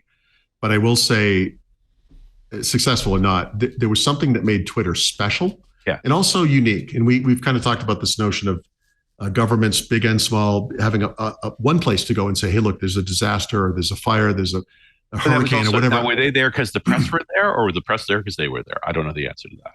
In the end, it kind of doesn't matter. Everyone was there, Yes. So what does it take to get everyone there? And Dorsey's argument is it's the open API, which, I mean, eventually they closed off. It's tough because there's inertia.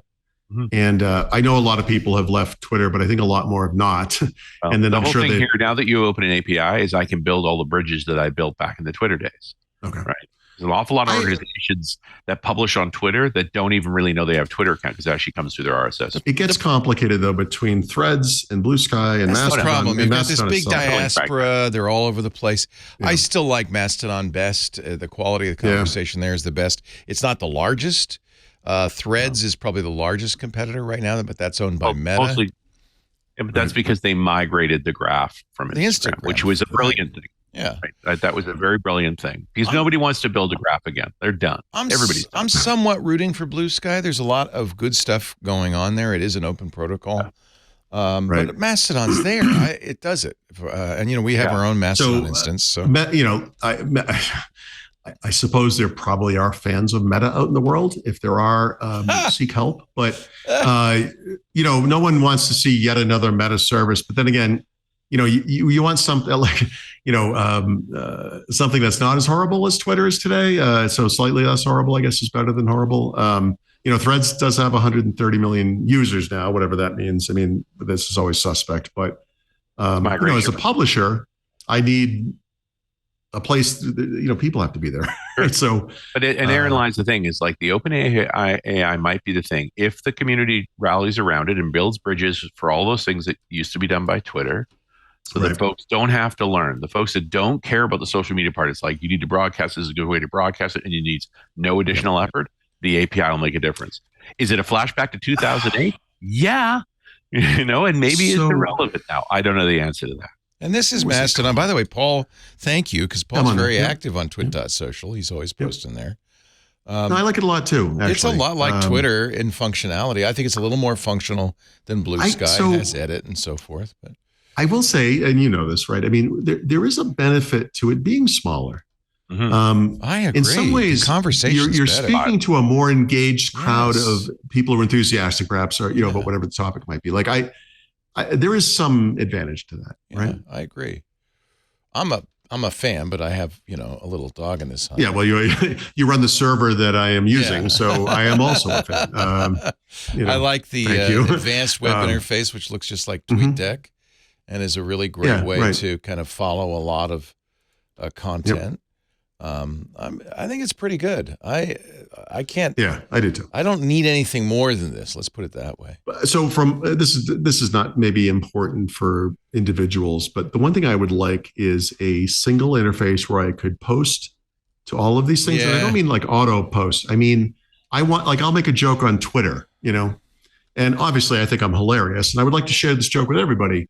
But I would have to go and copy and paste it or something into each. I'd like to just be, putting it out there everywhere. Of federation, and Threads, by the way, is federated with the Fediverse, with ActivityPub. Okay, is that somebody could follow you on these other platforms? and see that joke on all the platforms. But the problem, as nobody wants to is that the biggest of these services, Twitter, is actively blocking that kind of stuff. Right? They're trying. They don't want people to do that, and I do understand that from a business perspective.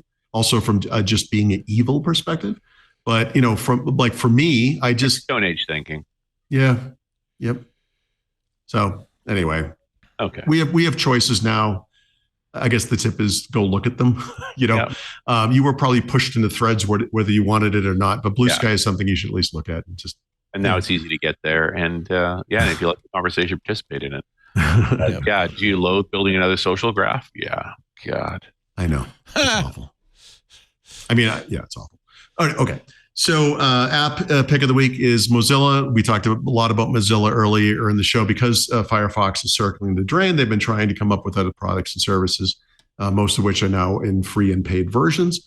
One of the things they've had for a while is something called Firefox Monitor. This is one of the services you get through, password managers do this, where they look for you on the dark web and see if your accounts have been compromised, whatever. But I think Monitor also promises to remove. So that's the thing. So now they have a paid version. They've renamed it to Mozilla Monitor. Right. And because in the past you could get this report and say, okay, neat. Now I got to go do the hard legwork, right? So if you pay them, it's a little expensive. Honestly, it's too bad. It's $14.99 a month, or I think it's $8.99 if you pay for a year. Yikes. They will actually do most of that work for you. Now, if you have to change your password, obviously that's something you have to do. But like a good password manager, I think Bitwarden probably does this.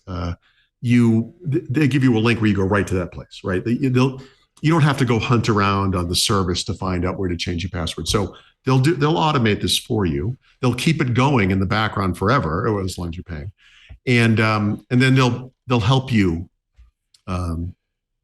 Go make this happen. So if you feel bad about Mozilla, if you support Mozilla, this is not the only paid service they have. They have a VPN. They have a paid version of Pocket, which is a service I actually use, which I love.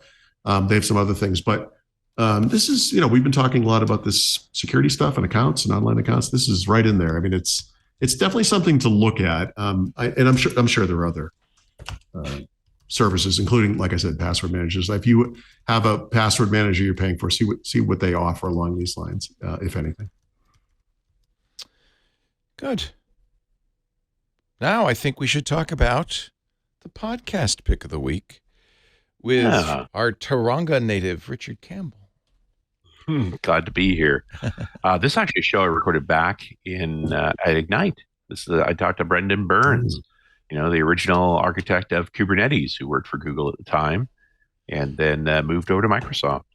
And I think he doesn't want to be typecast any more than anybody else wants to be in terms of talking to me about Kubernetes again. What was fun about the conversation with him more than anything was just this bigger thinking around being cloud native. Like just the fact that you don't think about what machine you're running on and how you're distributing, that you can scale up and down dynamically. So there's a lot more work being done.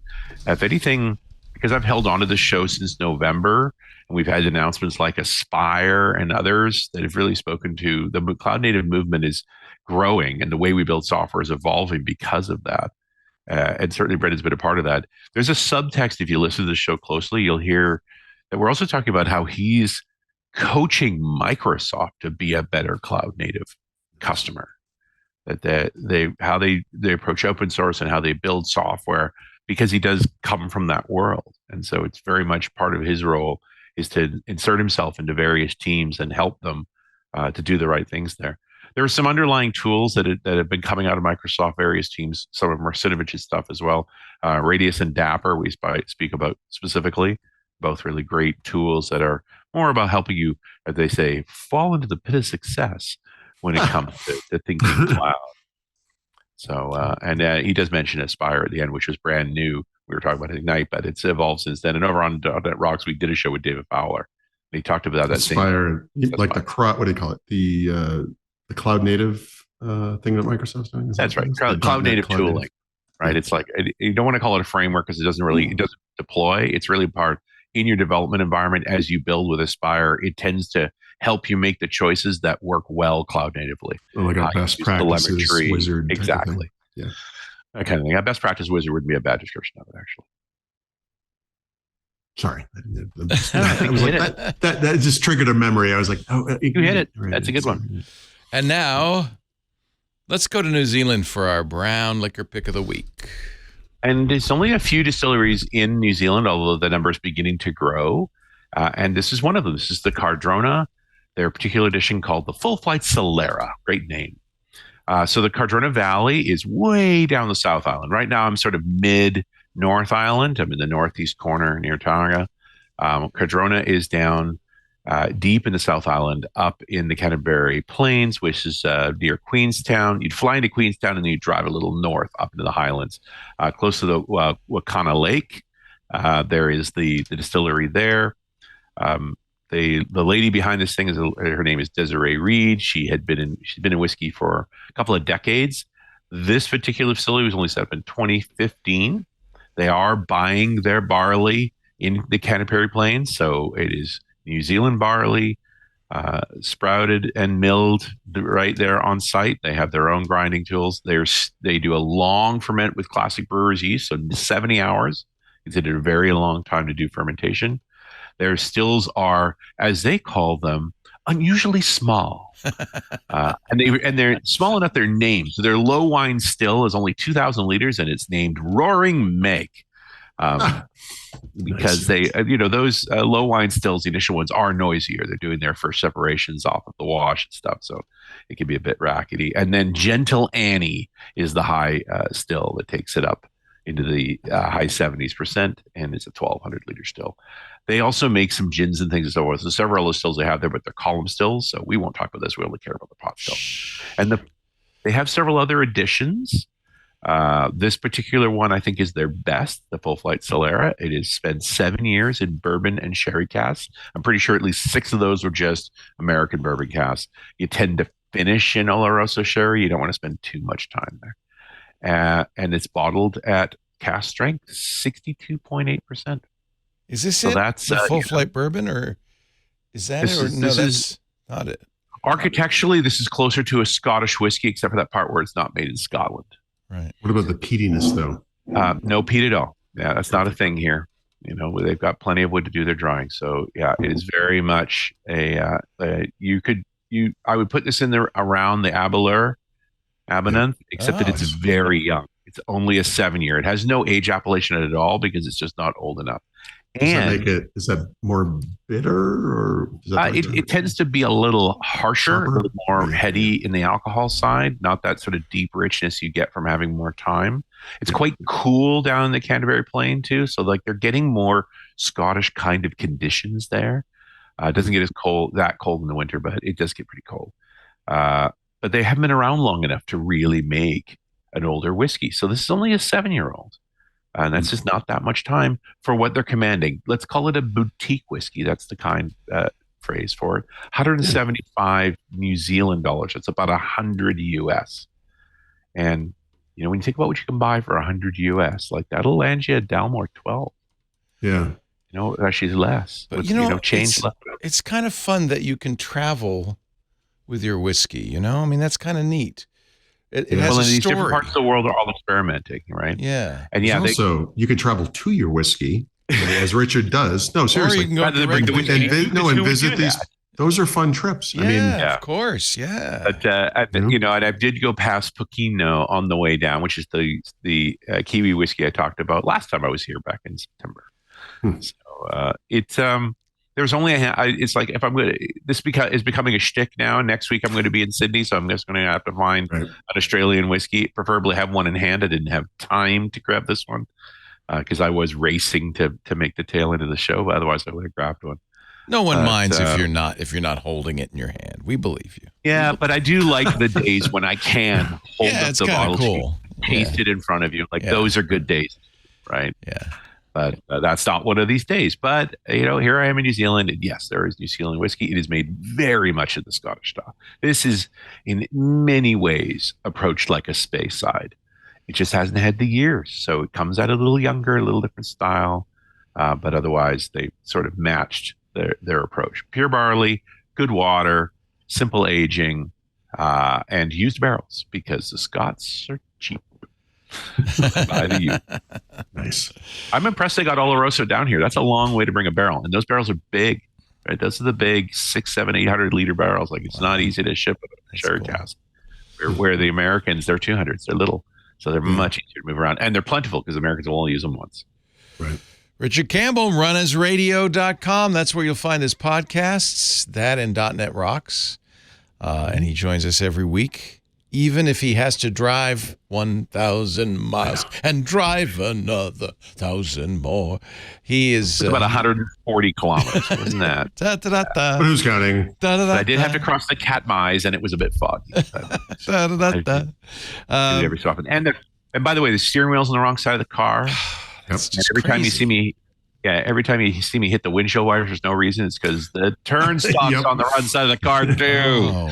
Right. Yeah, what I find really disconcerting? It's not so bad going down the left side of the road, but when you merge onto the highway, rotaries are horrific. You're going backwards, and it's so it feels unnatural. That's why I like to have a stick shift because it forces you to pay attention. Yeah. Yes. You don't want to get complacent, which is its own thing. Too. Don't get complacent driving on the other side of the road. The entrance into Tauranga, there's a couple of the Greentons right nearby, and so there is a 3-lane. 6 in out rotary you've got to go through. I've never been in that center lane because I would never come up.